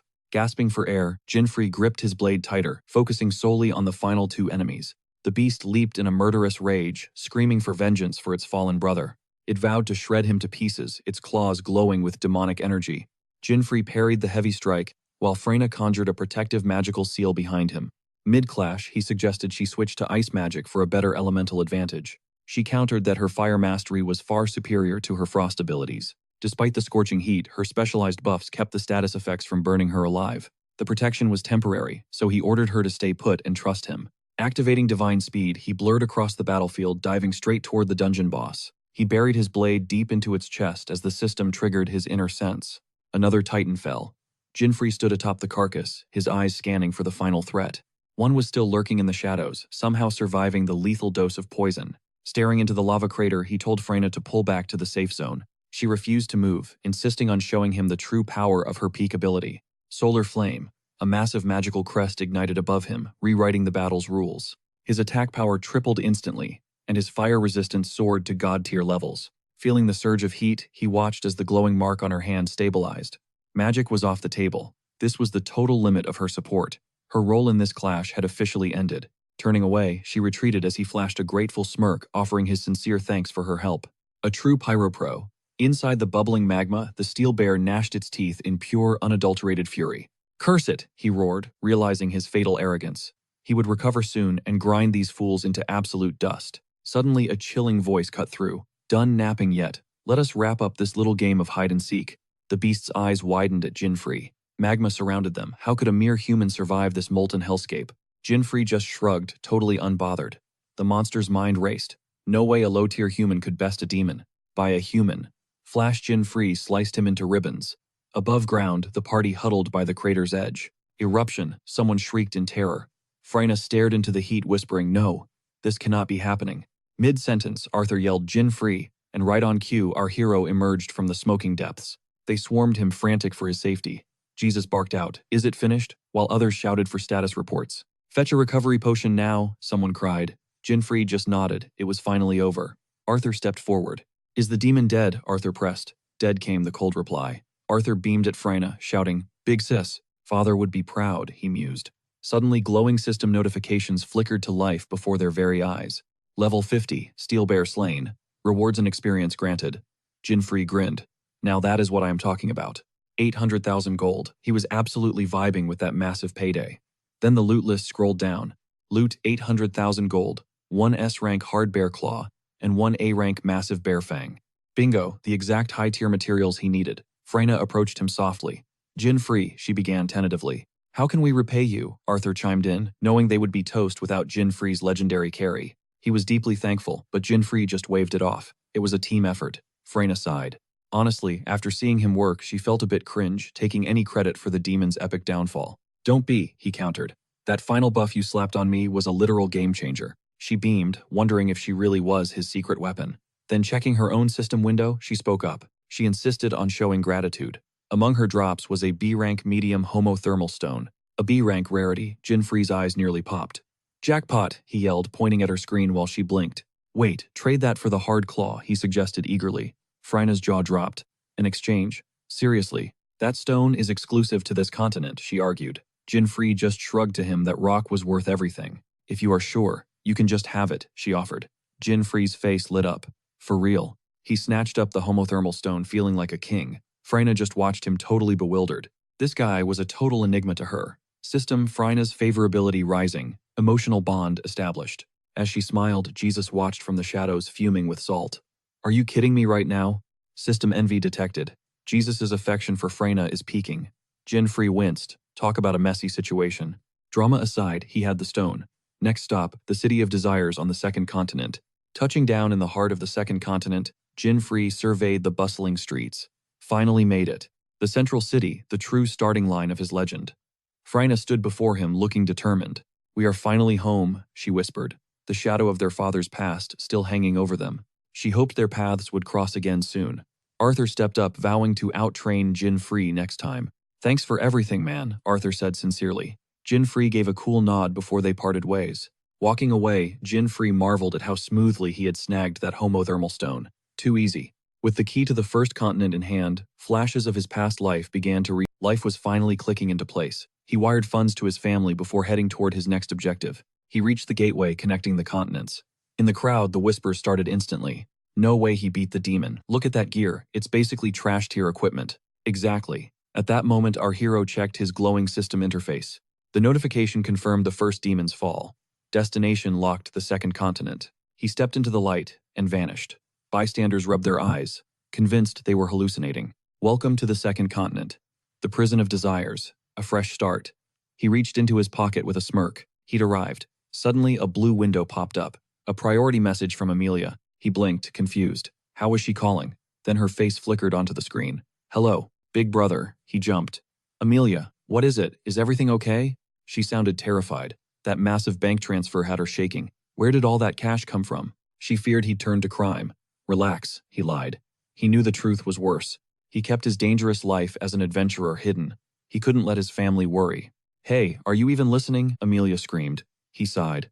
I'm here. It's all legit work. She prayed he was right, because back home their mother's condition was taking a dark turn. He collapsed onto a bench, his mind racing. Medical bills were about to skyrocket. No more waiting. Mom. He snapped out of it when he overheard a group discussing an auction. Any rare loot, one asked. Maybe a high elf tier. The name hit him like lightning. He scanned the system description.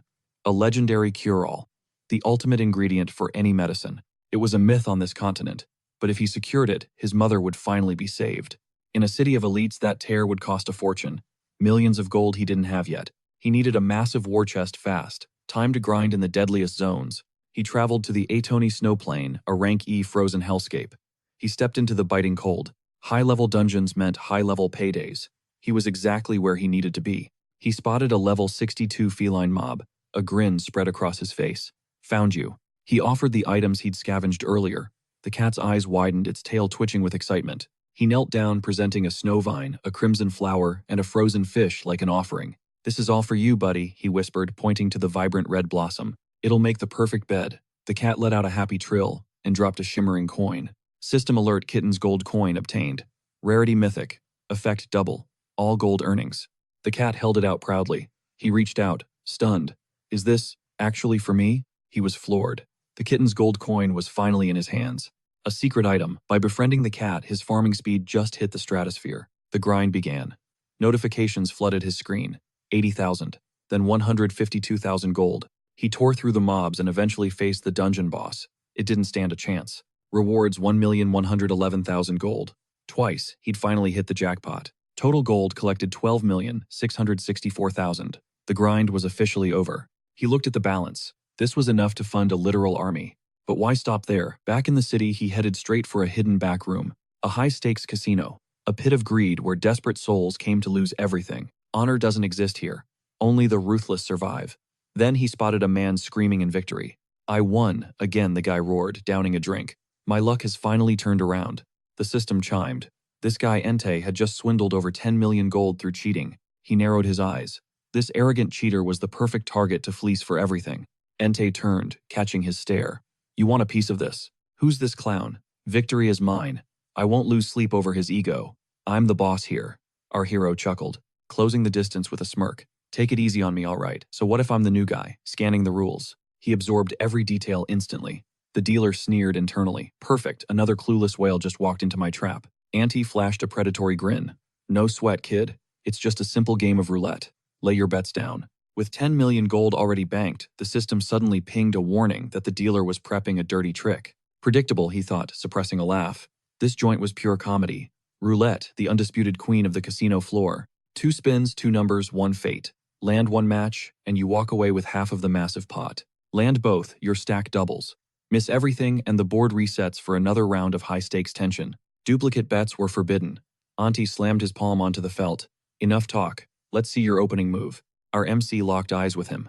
Red 36 and black 8. 10 million gold on the line. Auntie froze in shock.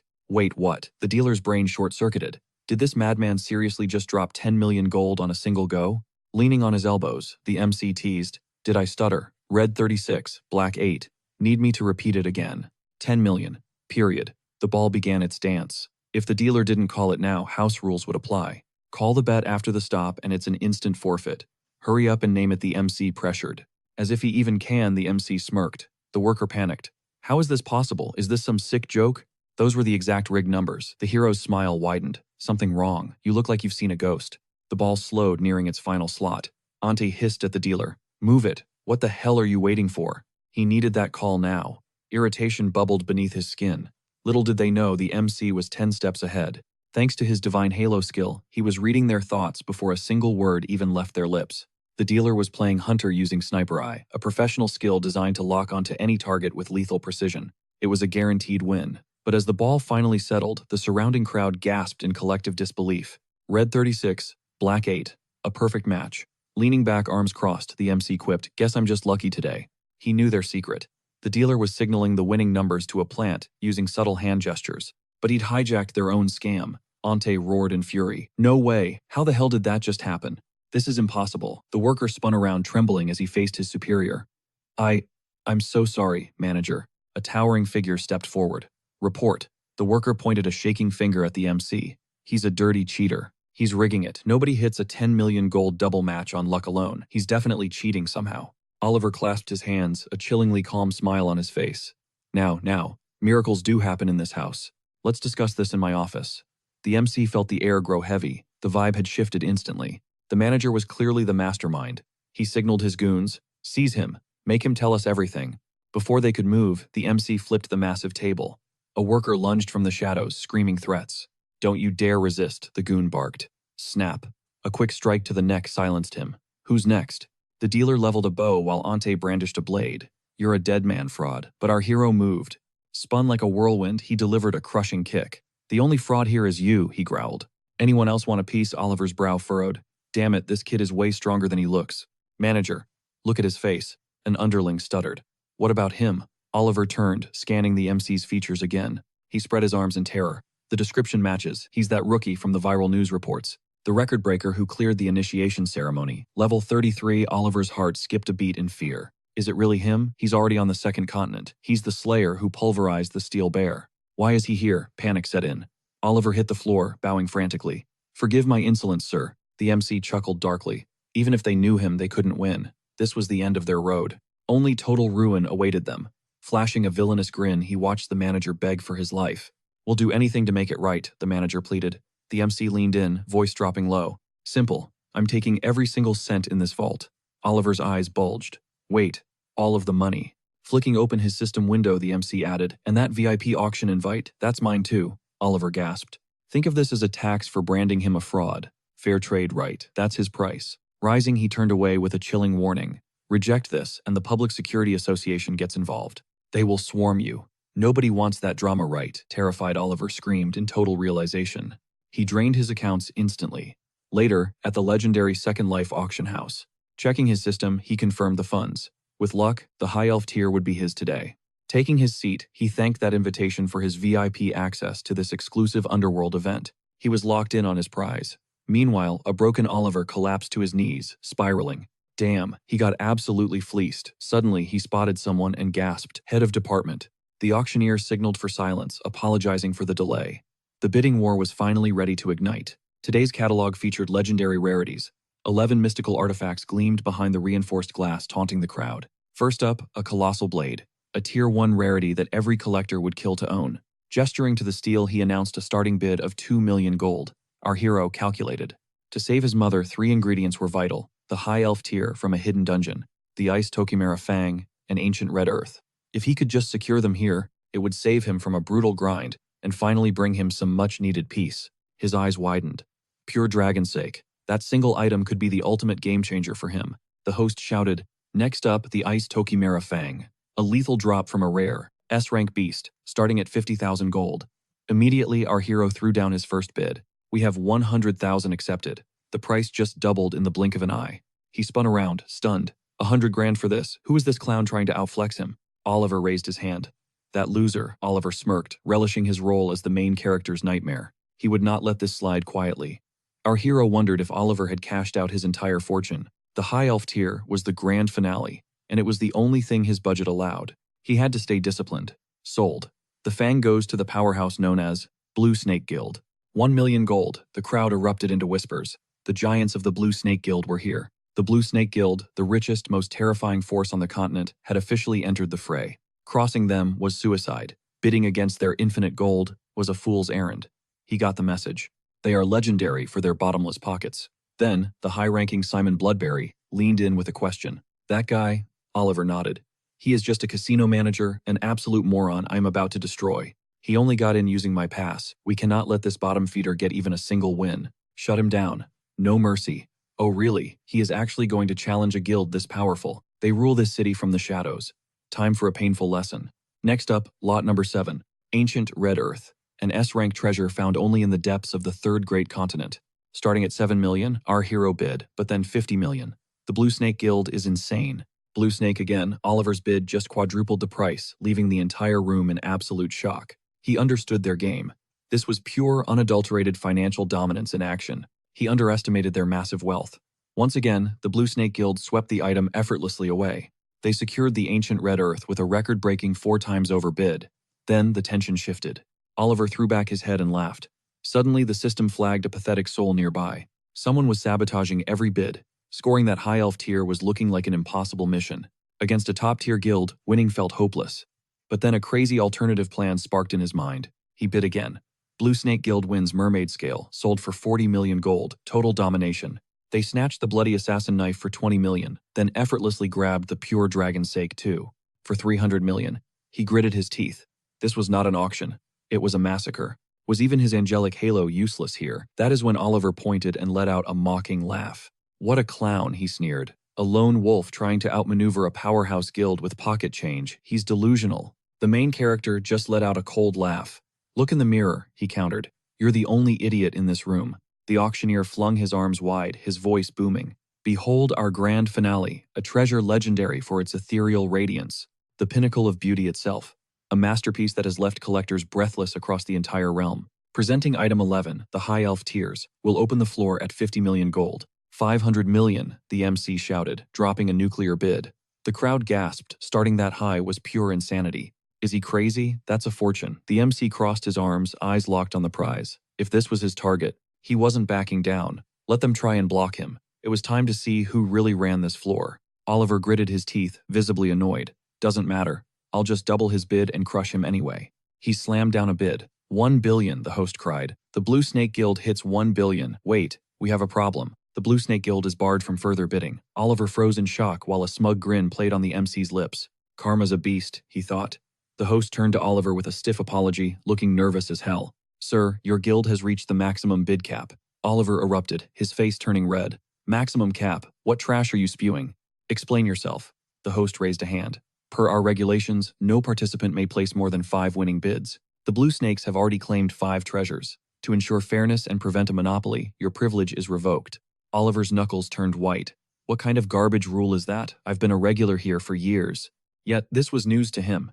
The MC realized Oliver was clueless because this wasn't your typical storefront. It was an elite event. A rare gathering hosted by the adventurer elite. It was like a hidden quest most players totally missed. And that rule, It was absolute designed to keep the rarest artifacts from falling into a single set of greedy hands. Clearly this clown was playing in a league he didn't understand. The MC scoffed, total amateur hour. Is that clear? The host asked. Oliver began a frantic rant, but the host silenced him with a sharp gesture. Time's up. All eyes turned to the guy with the glowing halo. He just snagged the high elf tiers for a cool 500 million. As applause filled the hall, the MC crossed his arms, cringing slightly. Don't call me that, he muttered. Fuming, Oliver roared. They set me up. This brat really thinks he can look down on me. The club incident was a fluke, but now he's dead meat. He's not leaving this room alive. He leveled a finger at the MC deadly mana swirling around his hand. A nearby guest shrieked in terror. He's lost it. The MC stood up, fists tight. What a moron, he thought. You really want to throw down here. Let's take this outside. No need to catch bystanders in the crossfire. If you want a beating, let's do it in the street. You hear me. Drop the spell, old man. The crowd watched, stunned. This was reaching a breaking point. One wrong move and things would turn lethal. Oliver spat out another insult, but Simon stepped forward. Stand down, Simon ordered. Oliver balked, but Sir Simon warned that picking a fight now would draw way too much heat from the community. Our honor will be trashed if we run, Oliver barked. Simon's gaze turned cold as ice.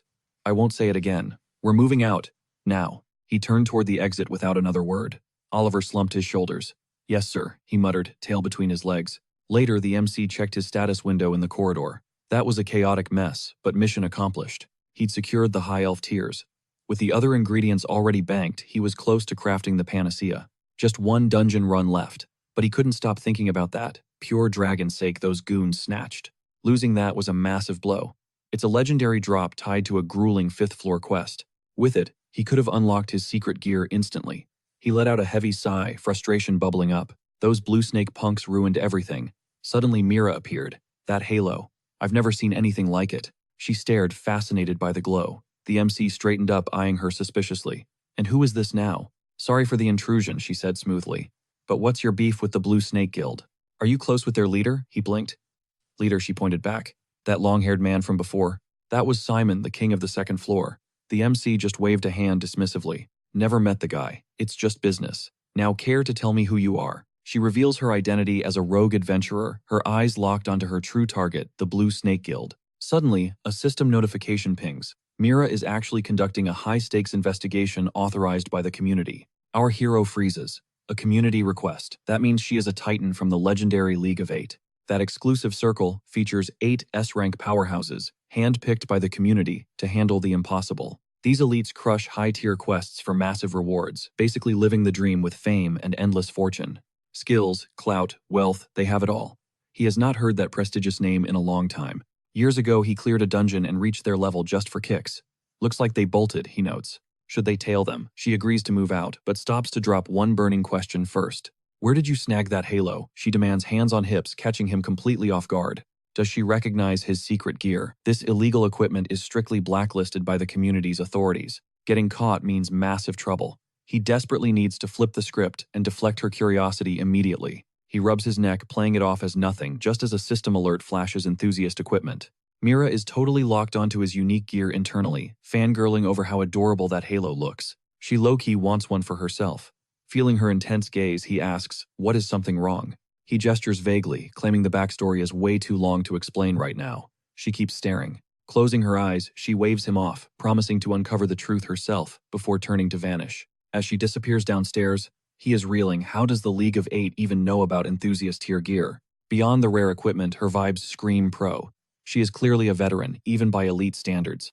Mira glances back, thinking she has never witnessed such rare artifacts even on the 7th floor. Floor 7 had nothing like this. Who is this guy? Fast forward to the 2nd floor. Inside the A-rank Moonlight Wasteland, our hero stands over the smoking remains of a fallen dungeon boss. The level 80 giant goblin is toast. Score, he cheers as a goblin thief. Glove drops as loot. A holographic window pops up. Rank A goblin thief glove. Time to check out these broken stats. It allows him to snatch any item from a stunned enemy's inventory. Talk about a legendary upgrade. His eyes are on that S-rank Ice Tokamera Fang, but first one final hidden piece remains. Time to make them talk, he whispers, spotting Oliver and the Blue Snake Guildmaster ahead. He needs that pure dragon's sake to unlock new treasures. Spell detection led him straight to their location. He stalks them from the shadows, waiting for a slip-up. He spots Mira nearby. She is hunting too. She is definitely on their trail. Peeking out, Mira realizes she is not the only predator in these woods. Is he tailing them too, she wonders. Suddenly the targets seemingly vanish right through a solid wall. Moments later, inside a hidden biotope, Simon hovers over a glowing, mysterious flower. Oliver beams arms wide. So master, was the harvest as bountiful as we hoped? If this does not fix the boss's mood, Oliver is toast. With this haul, prices will skyrocket. Seriously, we can finally make back our lost gold, Oliver exclaims with greedy excitement. Get the crew, harvest everything. Suddenly, a voice cuts in. Gardening as a side hustle, huh? Holding a bloom, our hero smiles calmly as they spin around, shrieking, "How did you find us?" Oliver seethes, fists trembling in rage. You followed us. Our protagonist just gestures toward the flowers. Moonlight, azaleas, prime magic enhancers. He warns them not to play dumb about their illegal crop. This stuff triggers lethal hallucinations. One wrong dose and it is literally game over for the user. The community banned this years ago. So what is the endgame here? A heavy silence falls. Simon narrows his eyes. Are you a community narc? Our hero simply shakes his head. Nah, just hand over the pure dragon sake from the auction and I will forget I ever saw this. He crosses his arms, waiting. Instead of negotiating, Oliver starts channeling deadly energy into his palms. You arrogant brat, Oliver roars. In a blur, our hero vanishes, reappearing right behind him. Mira watches the tension explode, wondering what they are arguing about. Our protagonist just smirks. Gripping Oliver's shoulder, Jin Woo claims he's here for a deal, not a bloodbath. He offers top dollar for the pure dragon sake, but Oliver refuses to budge. With a cold gaze, he warns that the adventurer world will soon learn the garden's secrets. Driven to the edge, Oliver draws his blade, lunging in a desperate, frantic rage. Don't sleep on me, he screams, but our MC slips past like a literal ghost. Self-defense, Jin Woo mutters, delivering a lethal throat strike. Mira is floored, a total one-shot. That dagger is unlike anything she's seen. Suddenly, Simon appears, mocking the brat, invading his turf. Dead men don't talk, Simon sneers, unsheathing his weapon with absolute murderous intent. System alert Simon. Level 97. Master of the Blue Snake Guild. A powerhouse swordsman. Jin Woo just smirks. Let's wrap this up. Mira watches, captivated by the looming showdown. The atmosphere grows heavy as Simon lunges his blade, whistling through the air. Steel clashes violently. Jin Woo immediately feels the massive gap in their power levels. They trade blows in a blur. Mira recalls the legendary records this rookie recently shattered. Jin Woo's combat IQ is god tier, but Simon's raw strength is simply on another level. Sparks fly as their high-speed duel intensifies across the dark, narrow battlefield. Skidding back, Jin Woo resets. Simon laughs, "Know your place, rookie. You're completely outclassed." Ready for a hero's death, Simon mocks. But Jin Woo isn't looking for a grave. He's here to win, pure and simple. Giving up isn't even an option anymore. Talk is for losers, Simon bellows, charging forward with a devastating heavy swing. Jin Woo blocks, but a chill runs down Simon's spine. Something feels dangerously wrong. Forced to get serious, Simon prepares a special skill, his frustration reaching a breaking point. Mira gasps in shock. Jin Woo has closed his eyes mid-fight. Is he insane? He's parrying by pure instinct. Mira wonders if it's magic sensing or god-tier equipment. Another perfect deflection. Jin Woo whispers, "Success." The trap is finally set. Ding, Lucifer's Halo third skill unlocked. The tide of battle shifts in an instant. A divine radiance erupts above Jin Woo's head, blinding everyone in the room. To unlock this, he had to max out his hidden spell detection stat to 252. It required landing perfect parries against elite foes, a literal do-or-die combat grind. Stronger enemies mean faster stat gains, and Jin Woo was playing the long game. Between the Demon Lord and this fight, the requirements have finally been fulfilled. A skill that normally takes years was mastered in minutes. Absolute main character energy. Thanks for the carry, Jin Woo thinks, looking at his confused and trembling opponent. Suddenly, Simon's blade pierces Jin Woo's chest. "Too slow, you pathetic pup," he gloats. Simon thinks it's over, believing he's taught the rookie one final lethal lesson. But then a voice chills his blood. Who's better again? Jin Woo is standing right behind him. Simon freezes. He just felt his sword sink in. How is the kid completely unharmed? "You look like you've seen a ghost," Jin Woo taunts. Simon's reality begins to shatter. Mira senses the shift. Simon looks at his hands as his very existence seems to evaporate. A wound suddenly opens in Simon's chest. He never even saw the MC move. Panic sets in. Simon's mind spirals as he realizes he's trapped in a waking nightmare. He reaches out, gasping. Mira watches in horror as Simon collapses in visible agony. It's the ultimate trump card. Jin Woo reveals the secret Lucifer's Halo third form. Welcome to a fantastic illusion, the skill that turns your own mind into a prison. The world is big, right? Jin Woo mocks. The system confirms the lethal activation. One look is all it takes to trigger a 72-hour mental hellscape. Game over. He smirked, admitting he'd already clocked her. Turning to Mira, he teased, "Did you enjoy following him?" She froze. He had known all along. But she was not tailing him, she was tracking the whole group. "Oh right, your community mission," he mocked. "Since you are here, why not just bust these losers?" For illegally growing moonlight azalea. He waved dismissively, leaving the messy cleanup entirely to her. She watched him go until he suddenly punched his palm. Wait, I almost forgot the most important part. He summoned a glowing system window, rank A Goblin Thief gloves. With a grin, he equipped them. The system pinged. These gloves allow him to snatch any item directly from an enemy's hidden inventory. One stun, one steal. He reached toward Oliver's corpse laughing. "Sorry buddy, but finders keepers." He pulled out the S-rank Pure Dragon sock. Jackpot, he thought. This was the ultimate game changer. The second Demon Lord would not stand a chance now. "Mom, just hold on a little longer." Mira stepped closer, her gaze burning into him. He caught her eye and casually asked, "Is there a problem?" "This is totally legal." She sighed, eyes closed. "Sure, I am positive it is legal." "Well then, see you later." He tossed the words over his shoulder and headed for the exit. Watching him leave, she realized no high-tier gear appeared during that clash. You cannot read this boy. A hidden class skill. Or was it that strange thing hovering above him? This kid is a complete enigma. If he had used forbidden items, she would have intervened. But he stayed within the rules barely. Jinfrey was no rookie. His gear was unlike anything she had seen. Later on the second floor, he stood before the Second Life tavern shop. "All right," he muttered, "this is finally the place." Checking his loot, he realized the Pure Dragon Sake was the key to unlocking another secret artifact. Suddenly the door flew open as a man stormed out, screaming, "Do they think we are pushovers?" A little flattery does not work on that stubborn fossil legendary blacksmith, more like legendary jerk. They stomped off. The MC knew the blacksmith would not acknowledge anyone without a proper tribute. He needed a bribe. Stepping inside with a confident grin, he called out a simple, "Hello." He reflexively blocked a flying hammer and screwdriver with his loot. The blacksmith growled, "Just wonderful. Another idiot. Do not distract me while I am working. Now get out of my sight." "I am not forging a damn thing," Taver barked. The MC chuckled. The old man had not changed. Leaning against the doorframe, he pleaded for just a minute of his time, hands raised in peace. Taver roared for him to shut up and leave, but then the MC revealed his secret item. "I brought premium sake," he teased. Taver froze in shock. "How did a ragamuffin like you get Pure Dragon Sake? Hand it over and scram," Taver barked, delivering a sharp kick to his leg. "Ouch! Wait up!" the MC yelled, lifting the bottle. Taver reached for it, screaming for him to stop. "Give it here." The MC remembered the game mechanics. Usually you just hand the sake over. The drunk blacksmith would then forge S-rank gear. But he had a much better plan. He summoned a rank B shining stone, a rare drop from Phryna after crushing the Demon Lord. Taver's jaw dropped. Soon they were at the table, the MC pouring him a very generous glass. Taver sobbed, remembering how his late wife adored sake warmed by a shining stone's golden glow. "I know," the MC nodded, having heard the tragic backstory countless times. He poured another round. This would trigger the hidden event. Obtaining S-rank gear with just sake was a great result, but mixing the sake and stone unlocked a secret artifact no one else in the game knew.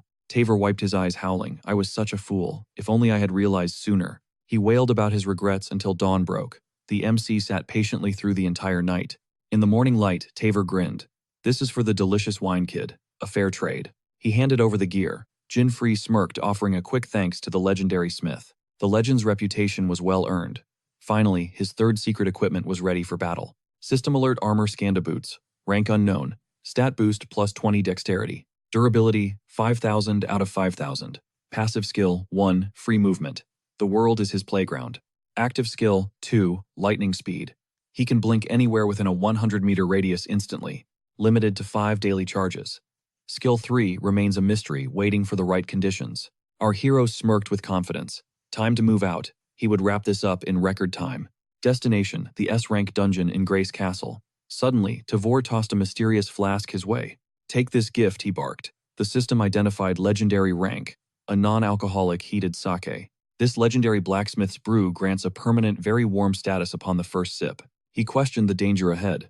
Our protagonist thanked him and stepped toward the S-rank nightmare. As he departed, Tavor muttered that strength alone wasn't enough. Caution was survival here. The Ice Demon Lord is lethally deceptive. Soon they breached Grace Castle's second-floor S-rank zone. Other players hurried past. Shivering violently, our main character groaned about the biting cold. He felt turned to stone. Time to pop open that special brew Tavor provided earlier. He downed the flask in one go. A satisfied sigh escaped his lips as warmth flooded his body. System update: Jinfrey is now very warm. This buff will persist for 100 minutes straight. Thin gear, no problem. Behind him, the peanut gallery started throwing shade and whispering. "Look at that guy," they scoffed. "He is a dead man walking in those summer clothes." Between the weird halo and lack of gear, he is clearly some clueless newbie without winter supplies. Guess he was too broke for elixirs. The system relayed their judgmental thoughts directly to him. He bristled at their insults. The countdown hit 1 hour 59 minutes and 45 seconds. No time for haters. He focused on the S-rank objective, knowing every second counted. This dungeon has a 2-hour limit. Fail and you are forcefully booted back to town. Worse yet, the penalty strips half your gold and gear. He had tasted defeat before. He couldn't afford another loss. Stepping forward, he prepared himself for the incoming chaos. Pure mana saturated the air near the demon castle. Others had already beaten him to the scene. Priority 1, grab the ice Tokamara Fang for the medicine. Nearby adventurers were already struggling. Every step is a battle, one complained. We will run out of time before we even arrive. Suddenly, a massive threat emerged. A level 82 canicular beast blocked their path. The warrior panicked, swinging his blade. We are cooked. We will never reach the castle doors. He screamed at his partner to cast defensive spells, but his friend was distracted. He was staring at our protagonist, who was casually strolling through the air like a boss. Hands in pockets, he savored the moment. Passive skill 1 free movement was truly a cheat. A loud roar interrupted his peace. 2 level 82 monsters lunged straight for his throat. Sorry guys, I am on a schedule, he muttered. In a flash, he carved them into ribbons. Monster pieces rained down. Below, the adventurers gaped. Is that the same guy in the pajamas? He is flying, is he a ghost hunting fools? They dropped and began to pray. May his soul find peace, they whispered. Even a nearby monster joined the prayer circle. One more word and I am breaking this window, he joked. Finally, Ormond's castle appeared. He glided toward the fortress. 5 minutes flat. Not a bad commute for an S-rank. Wait, what? He blinked in disbelief.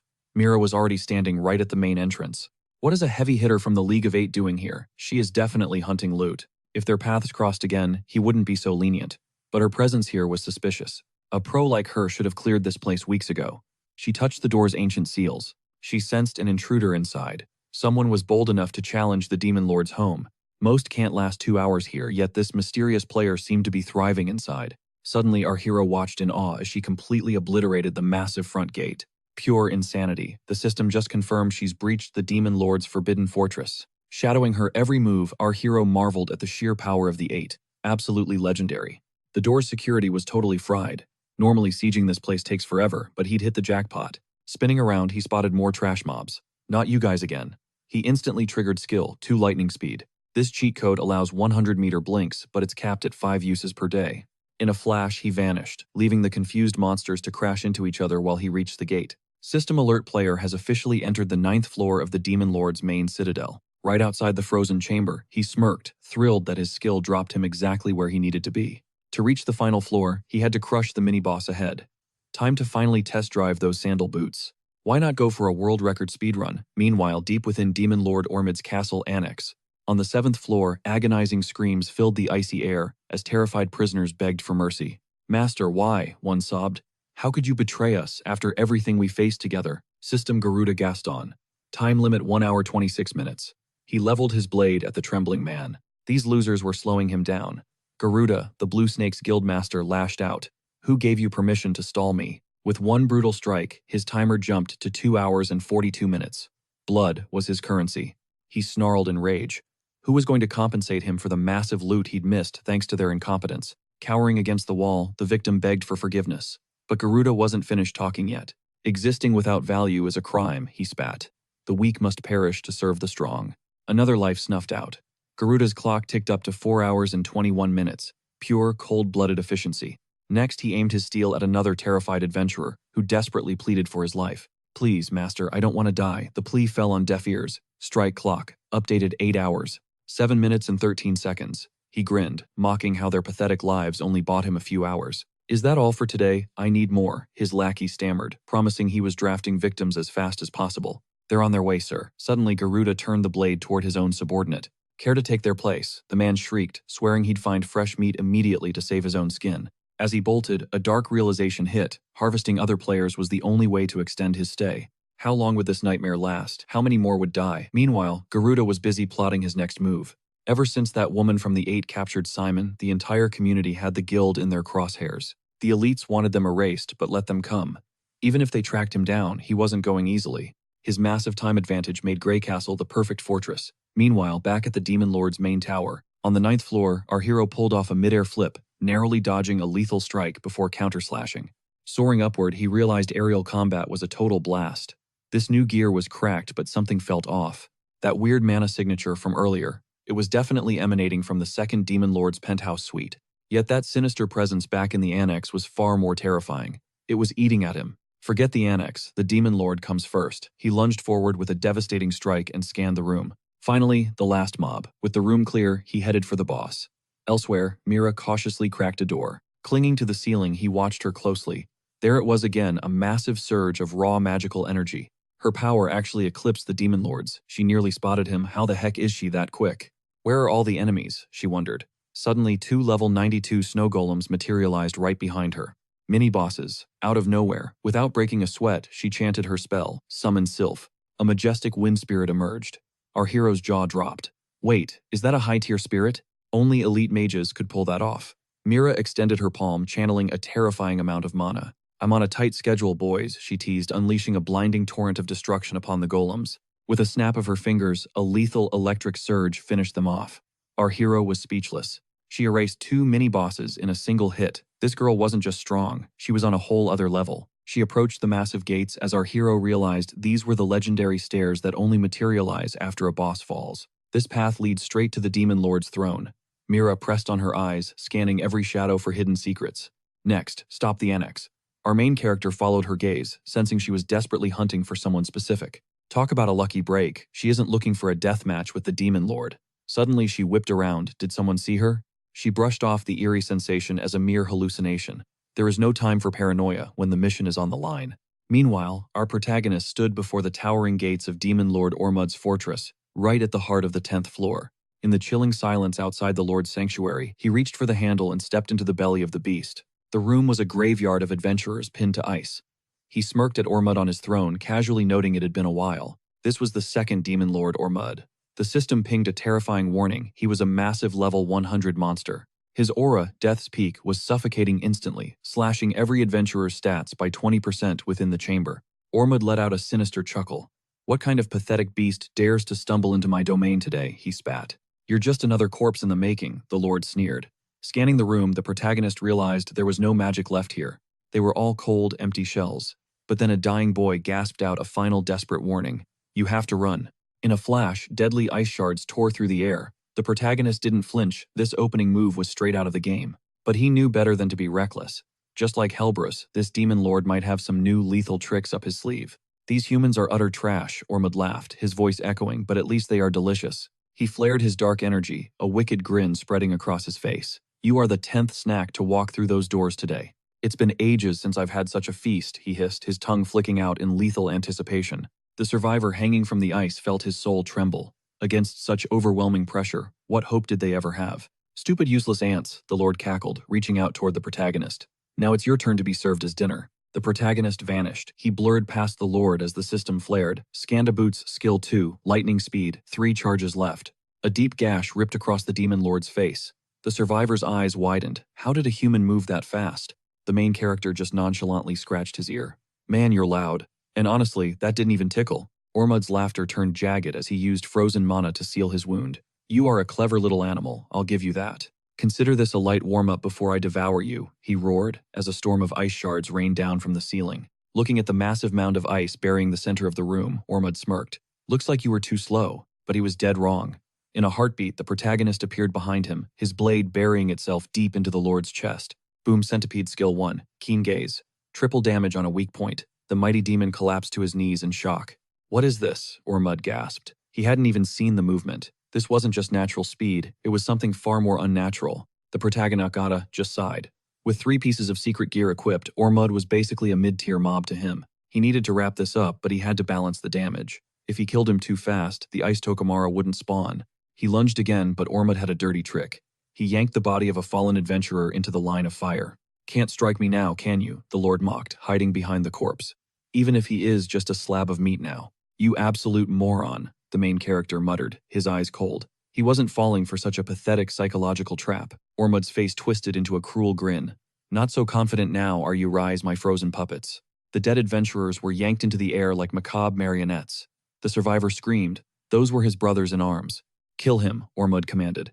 As the puppets swarmed, the protagonist realized this world's mechanics were evolving beyond the game. First Helbrus, now this. These demon lords were definitely not following the original script anymore. Ormud's eyes then locked onto the last survivor. I see one little bird is still breathing, he sneered, preparing to strike. He gathered dark energy to finish him, but the protagonist was faster. A silver flash, and the demon lord's hand hit the floor. Eyes on me, big guy, the protagonist taunted, pointing at himself. Ormud let out a blood-curdling shriek of pure rage. I am cursed, he howled. The system confirmed Demon Lord Ormud is afflicted with deadly poison 10 HP loss every second. Driven to desperation, he roared, summon Ice Tokamara. Suddenly, a level 99 nightmare manifested before our hero. The protagonist didn't flinch. In fact, a small smile played on his lips. Finally, I was wondering when you'd call for backup. As the main character charged into the fray, Ormud could only laugh. Does this fool really think he can survive this? Paralytic terror had stolen his senses, but the system suddenly announced the impossible. Level 99 Ice Dokamura defeated. The Demon Lord gazed in sheer disbelief at his slaughtered legion. Meanwhile, the protagonist checked the glowing system notification. Smirking, he celebrated his prize, the rare Ice Dokamura Fang. His mind immediately began calculating his next move. The centipede's durability was tanking, dropping fast to 493 out of its 1500 limit. He shot the Demon Lord a mocking look, casually apologizing because their little game was officially over. What kind of monster is he? The demon hissed. Ignoring him, our hero gripped his weapon as requirements shifted to green. A golden window flashed before his eyes. The centipede's legendary third skill was finally unlocked and ready for blood. Item unknown rank centipede, strength 66, durability 493 remaining. The stats were barely holding on. Skill 1 keen gaze for critical strikes. Skill 2 speed, a massive 10 times agility buff. Total game changers. This buff only triggers when death is knocking. Meanwhile, Garuda was still busy terrorizing the defenseless survivors. One victim begged for mercy, calling him master, but Garuda just scratched his ear, annoyed by the pathetic noise. This place was scenic, sure, but the daily massacre was becoming a total drag for someone like him. He raised his hand to finish the survivor, but a violent gale suddenly disarmed him. Mira had arrived. So this is where the Blue Snake Guild's master was crawling, she spat. Garuda's eyes widened in shock. She listed his sins, murder, trafficking, and fraud. The list of his atrocities felt like it would never end. Sylph clung to her as Mira mocked the coward for butchering his own people just to stay hidden. With a snap, she summoned the heavy hitters Ondine of Water, Ifrit of Fire, and Sylph of the Winds. As the legendary trio materialized, Garuda realized he was cooked. Spirits are the absolute peak of summoning magic. She brought out 3 at once, Garuda stammered, asking if the community had sent this overpowered monster after him. By order of the League of Eight, she declared, I'm here to drag you back to the adventurer community. Back at the fight, the system pinged again. The conditions were perfect. The centipede's third skill was finally online. He'd waited forever for this moment. The Demon Lord just roared, Don't make me laugh, you pathetic brat. To the demon, he was just prey. He didn't want a meal. He wanted to shred the boy into nothingness. Hunching over the demon channeled raw frost energy until massive wings of ice erupted from his spine. He took to the sky with a maniacal laugh, taunting that everything looks better when you're looking down on death. Our hero didn't flinch. He rose to meet him, smiling right into the Demon Lord's twisted, arrogant face. Watching a total clown like you is pretty entertaining, he mocked. The demon's face contorted into pure, murderous rage. Channeled frost formed a jagged ice trident in the demon's hand. No despair, he screamed, lunging forward. The demon unleashed a whirlwind of lethal strikes, but the protagonist danced through the chaos with effortless ease. Centipede skill, 3 melting, he whispered. The system confirmed the blade was turning into a molten, lethal liquid. The blade could now mimic any shape for 48 hours. He realized the potential was absolutely insane. This shape-shifting ability meant his combat style was now limited only by his own imagination. Total freestyle destruction. The demon cackled, promising to prolong his agony, unaware he was already walking into a death trap. Before the demon could finish his trash talk, the protagonist blazed toward him like a vengeful comet. The trident went up in a panic, but Gate of 1,000 Poisons sliced through him like butter. It was a world record execution. The system immediately confirmed the kill. Demon Lord Ormud had been neutralized. Congratulations flashed across the screen. The dungeon was cleared, and the nightmare was finally over for now. Time remaining 1 hour 21 minutes. Our hero looked at the fallen beast and let out a breath. Perfect, he muttered, eyeing his record time. Below him, the survivor watched in absolute soul-shaking awe. Was this guy even human? He just soloed a demon lord. Then a final system prompt appeared for Richard. Time's up, Richard. In a flash of light, the survivor vanished, leaving the hero alone in the silence. He'll be safe back in the city. The mission was a success, and the materials were finally his. Item secured Ice Dokamura Fong S rank, the perfect ingredient for the high-level crafting he desperately needed. He stared at the window focused. Only the ancient red soil remained on his high-stakes shopping list. This was for his mother's life. But suddenly, the earth groaned and buckled. Something massive was coming. Mira continued channeling her aura toward the guildmaster. He let out a chilling smirk. Witnessing her burning resolve, she screamed, "Breath of fire!" A torrent of flames erupted toward Garuda. He parried the strike effortlessly. Mira's expression hardened as she unleashed a massive torrential wave. Her spirit charged forward, but Garuda's blade sliced right through it. In that split second, the main character watched from the shadows, wondering if this guy actually rivaled Mira's insane power. He is a high-level swordsman. Is this the master? Mira was hunting. Garuda just shouldered his blade. "You want to go?" he taunted. He expected more from a League of Eight member. What a total letdown. He gripped his hilt as a terrifying energy began spiraling around his sword. He lunged with a roar. Whirlwind strike. He shredded Mira's form into a dozen pieces. Our hero stood there, completely stunned. Garuda exhaled, thinking the fight was already over. "How pathetic," he mocked. Her spirits were all bark and no bite, but Mira's voice echoed. "This guy is a total clown. He has no clue how outclassed he really is." Garuda froze. Mira was actually perched on the second-floor railing. Garuda, the disgraced former member of the Eight. He spun around, eyes wide with shock. "Was that a mirage?" She mocked his fall from grace. "You chose a path of failure," she spat. "Now let me show you a real attack." She unleashed a surge of mana. Garuda felt a chill. What is this pressure? Heavenly spirit Karen materialize, he panicked. A fourth spirit, he was in deep trouble. The floor was drenched. "Stop," he begged. But Mira's gaze remained cold as ice. "Did you stop?" When your victims begged divine command, countless energy beams pierced through his body. He shrieked in agony before collapsing. Mira stood over him. A pathetic end for a villain. Man, she is terrifying, Jinfrey thought. She is a beast. Suddenly, she looked right at him. "How long have you been lurking there, Jinfrey?" He stepped out awkwardly, scratching his head. Busted, he thought. He quickly tried to explain that he wasn't intentionally stalking her. "Since you didn't blow my cover, we are good," she replied. She had been observing him too. Her mission. It was true then. This loser was the leader of the Blue Snake Guild. She sensed the Demon Lord's aura was gone. "Did you take him out?" He nodded. "Not bad. I am impressed," she said. "I have got to run though. Duty calls. Catch you later. I am sure our paths will cross again." Then she vanished toward the exit. Soon after, at the Adventurous Society, Garuda was rotting behind bars in heavy chains. Nick smiled at the report. "Thanks to your intel, Garuda is done. Exceptional work, Mira. The Blue Snake Guild is history. This should scare the other criminal syndicates into hiding." Mira nodded, but something was off. "Is there a problem?" Nix asked, sensing her distraction. "It is nothing official," she whispered. "But there is one adventurer I cannot stop thinking about." Meanwhile, Jinfrey stepped out of the teleporter. Nice third floor reached. Squinting against the light, he focused. "Once the Demon Lord here falls, I will finally have it. The final ingredient for the panacea." But first, he checked his stats. Centipede rank unknown. Strength rating 66. Durability sitting at 299 out of 1,500. He gripped the hilt. "If I face the Third Lord now, this blade will definitely shatter. It is too worn out. I need a new weapon.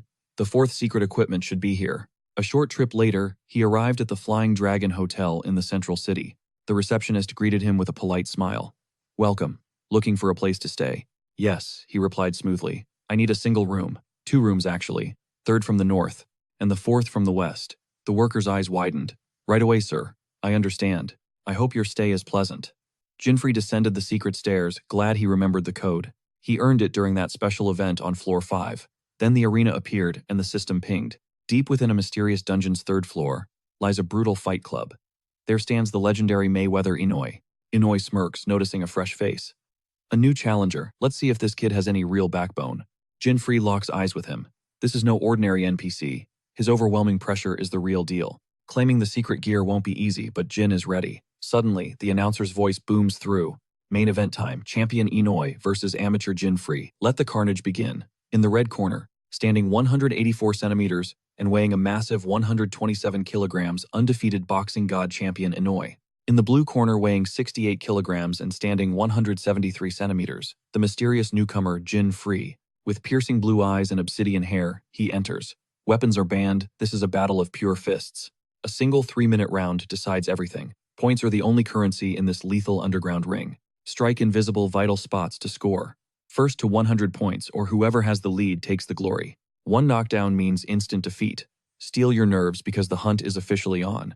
The bell tolls. Inouye lunges forward like a predator, throwing a blistering jab that forces Jin into defense. He's terrifyingly fast for a heavyweight. the announcer screams. The champion is relentless, but the rookie is holding. Jin parries another strike. He knows Inoi's secret. The champion always hunts for the highest scoring targets first. Speed is irrelevant if you can predict every move. Jin reads the rhythm before the punch even lands. Unbelievable, the announcer yells. This rookie is actually dancing around the boxing god's lethal strikes. Now, Jin counters with a lightning-fast straight right, but Inoi's guard is an iron wall. 2 minutes 27 seconds remain. Score check, Jin. Free leads with 1 point to Inoi's 0. The underdog draws first blood. Despite the block, Jin's precision snatched a point from the undefeated king. Inoi scoffs, unimpressed by the measly lead. But Jin's eyes burn. Don't hold back, he warns. Show me your full strength, Jin demands. He isn't here to play. He's here to survive the legend. A wicked grin spreads across Inoi's face. Interesting. He explodes forward, his blow carrying the weight of a mountain. Inoi realizes Jin has the eagle eye but lacks stamina. You'll gas out soon, he mutters, unleashing hell. Jin huddles behind his guard. He can't risk an opening. Pure defense is the only way forward now. This dungeon hides a cruel truth. The event is a secret trial rigged for a mandatory loss. Inoi's stats surge with every point Jin scores. The champion roars as he finally lands a crushing blow. Jin is losing his footing as Inoi traps him. 1 minute 38 seconds left on the clock. Current score Jin free, 1 Inoi 43. The champion has shifted into high gear, showing zero mercy. With a flurry of endless combos, Inoi overwhelms the rookie. Is that all? You've got, the champion screams. Pinched against the ropes, Jin maintains his focus. Winning this fight is impossible, and that's exactly the point.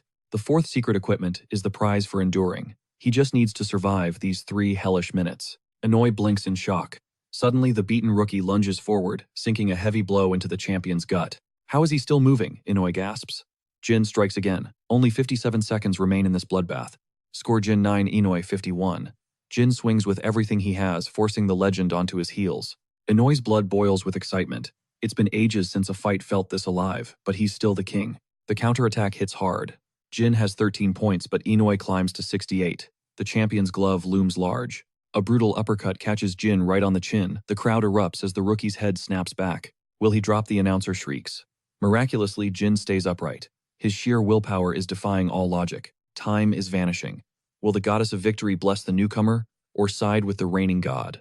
Respect, kid, but this ends now, Inoi shouts. He bounces on his toes, preparing for the final execution. Suddenly, a fist cracks against Inoi's jaw. A counter, the announcer yells. The rookie isn't finished yet. Both fighters are obsessed with the win. Inoi grins through the pain. You actually hit me. Impressive. I'm not falling today, Jin pants. Then the final buzzer rings. The most intense match is over. Inoi claims 97 points. Jin finishes with 49. The champion keeps his crown by the skin of his teeth. Time is up. Score Jin, free 49, Inoi 97. The legendary dungeon trial has concluded. 97 points. A voice boomed. What an absolute banger of a fight. He's already hyped for the rematch. Inoi struck a legendary pose, admitting his respect. Jin Free was the first warrior to ever last 3 whole minutes. To him, boxing is a raw collision of souls. Feeling that burning spirit, he reached out his hand. Take this gift, he offered. Our hero gripped it firmly, expressing his gratitude for the epic loot. He wrapped the cloth around his knuckles. Finally, the 4th piece of secret gear was his. The system chimed. Spiritual bandage obtained. Rank unknown. Power plus 150. Durability 5000. Skill 1, fire punches. This passive ability ignites his fists in a blaze, doubling his raw destructive force.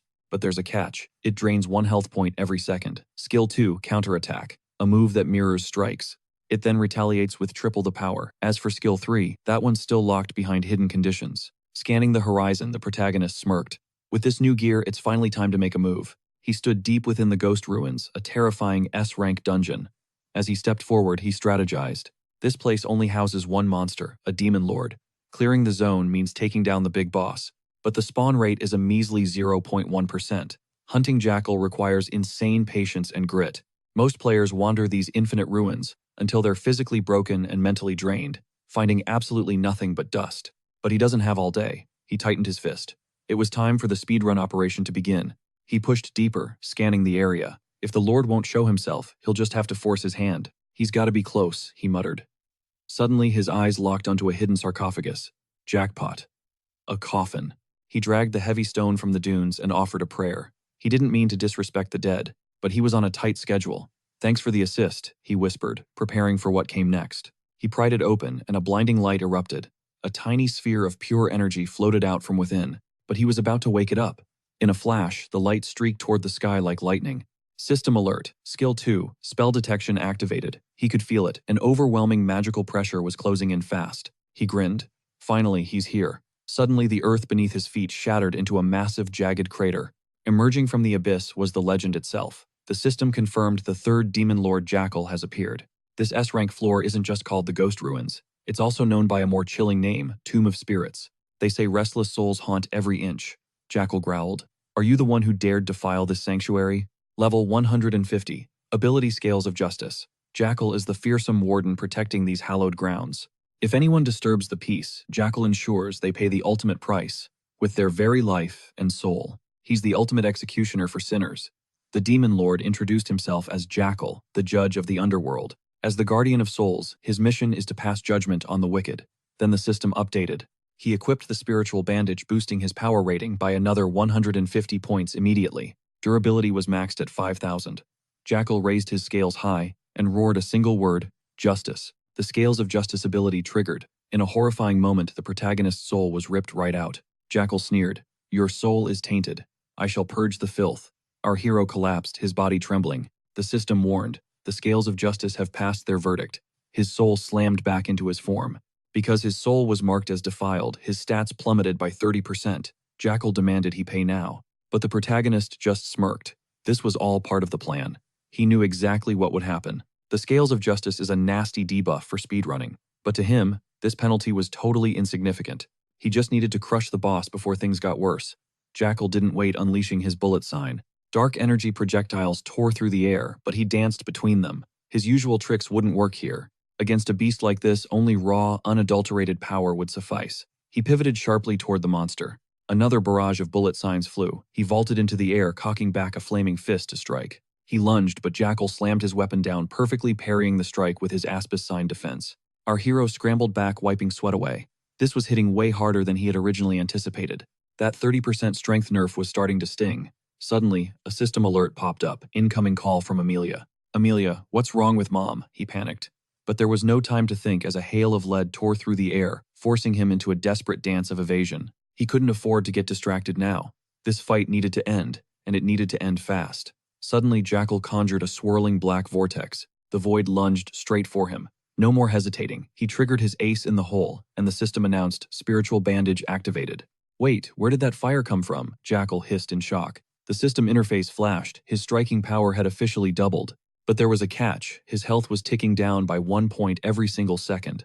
Time for some fire-baked justice, he roared, unleashing a flaming haymaker. Flames erupted from his knuckles, skyrocketing his attack power at the cost of his own life force.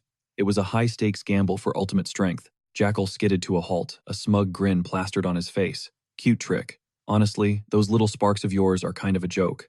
Vaulting into the sky, the protagonist shot back. Is that so? Sounds like you're just coping. Jackal's face twisted in rage. You talk way too much human. Jackal began gathering a massive surge of dark energy above his head. He was going to make sure those were the brat's final words. He's going all out, the protagonist realized, his heart hammering. Before he could react, Jackal unleashed his ultimate move, Night Meteor. A colossal fist of pure energy exploded forward, slamming into the protagonist and sending him spiraling through the air like a rag doll. He crashed through a nearby building, turning it into rubble. Jackal laughed, surprised. That's the absolute power of my invisible fist. Emerging from the dust and jagged stone, the protagonist wiped his mouth. These lords were nothing like the game. They were smarter, faster, and way more dangerous. Why was the real world deviating so much from the scripted quest? Suddenly, his phone buzzed again. It was Amelia. Another call. I have to finish this now. He spat blood and stood tall. The demon lord blinked. How was he still standing? Did you really think that tickled the protagonist? Mocked, hiding his pain? Your attacks are as weak as your insults. Jackal's eyes flared. Still barking, I see the demon sneered. The protagonist settled into a combat stance, feeling the fire strike burning through his remaining health. He was bleeding out, and the phone wouldn't stop ringing. If he didn't end this in the next heartbeat, it was game over for real. Suddenly, another invisible blow sent him skidding across the dirt. A cold shiver ran down his spine. Something was very, very wrong. No other choice, he grunted. In a flash of light, he vanished into thin air, leaving Jackal screaming into the void. Where did you go? Seconds later, the protagonist materialized on the far side of the ruins, hidden from the demon's sight. He finally answered the call. Amelia, talk to me. What's happening? But his sister's voice was a frantic scream. Jennifer, where are you? Calm down, I'm finishing something up, he urged. Amelia choked back a sob. It's Mom. She's fading fast. The healer says she's out of time, she wept, her voice breaking. There's nothing left they can do. You have to get here now, she begged. Just then, Jackal touched down nearby, snarling. Did you really think you could lead me on a wild goose chase? Damn it, he found me already, the protagonist hissed. He shouted into the phone. Hang on, I'm coming home, Jackal just laughed. You think you can just walk away after desecrating these graves? Have you no shame, you pathetic mortal? Jackal lunged with another night meteor, but in a blur of motion the protagonist appeared behind him, his fists wreathed in roaring hellfire. Sorry, but I've got a more important appointment, he growled. This ends here. Fire punches maximum output. Jackal caught the flaming fist with one hand, a bored expression on his face. How tragic. Did you think this pathetic spark would be enough? Actually, yeah, the protagonist smirked. Despite Jackal's arrogance, the fire was eating through his defenses, dealing massive, searing damage. Jackal roared and threw a counterattack, but the protagonist danced out of the way. He needed more. He needed to stack his skills. He triggered his second spiritual bandage counterattack active. This wasn't just a block, it would return the blow 3 times stronger. As the Demon Lord closed in for the kill, the protagonist's eyes glowed. Gotcha, counterattack, engage. The impact sounded like a bomb going off. The Demon Lord was blasted backward, shattering through solid rock as he flew. That's my double power mixed with your own triple strength. Night Meteor, the protagonist panted. Do the math. It's over. The system pinged. Demon Lord Jackal, level 150, has been officially eliminated. The rewards flooded in 3 million gold, and the legendary S-rank item, Jackal's Soul of the Ancient Red Soil. Finally, the materials I need, he gasped, not wasting a single second. He turned and sprinted toward the horizon, toward home. He reached his village on the outskirts of the first floor in record time, bursting through his front door. Amelia, Mom. His sister ran to him, her eyes red from crying. The healer stepped forward, his face grim. The magic deficiency has reached its final terminal stage. She's fallen into a deep coma, the healer whispered. The protagonist looked at his mother's pale face, his heart shattering. No, Mom. Her vitals are crashing and her magical core is empty, the healer explained. Even the highest tier magic can't save her now. It was a death sentence. Amelia collapsed by the bedside, her small hands clutching their mother's. Mom, please wake up, she wailed. The protagonist stepped forward, placing a steady hand on her shaking shoulder. Don't cry, Amelia. It's going to be okay. Death wouldn't claim her today. He'd save her. The healer stared completely speechless at his sheer determination. Amelia's voice cracked, pleading for help. He had bet every single level up point on this one chance. Intelligence 145. His synthesizer skill evolved, reaching a divine new rank. It was time. He fused Ancient Red Soil, Dokumara, Ice Fangs, and High Elf tiers all A rank. A double S-rank panacea suddenly manifested. One single sip would instantly purge every known terminal illness and restore every status. I did it. A true panacea, he cheered, while the healer stood paralyzed. I've only seen this in ancient texts. Is that the legendary panacea? Jennifer stammered to Amelia. It's real. He offered a quick apology, promising Amelia answers later, before rushing to his mother. Increased intelligence unlocked god-tier crafting. He had returned from the abyss just in the nick of time. Despite the frantic race for materials, he gently poured the glowing elixir into his mother's mouth. Please wake up. Suddenly, her eyes snapped open as the miracle cure took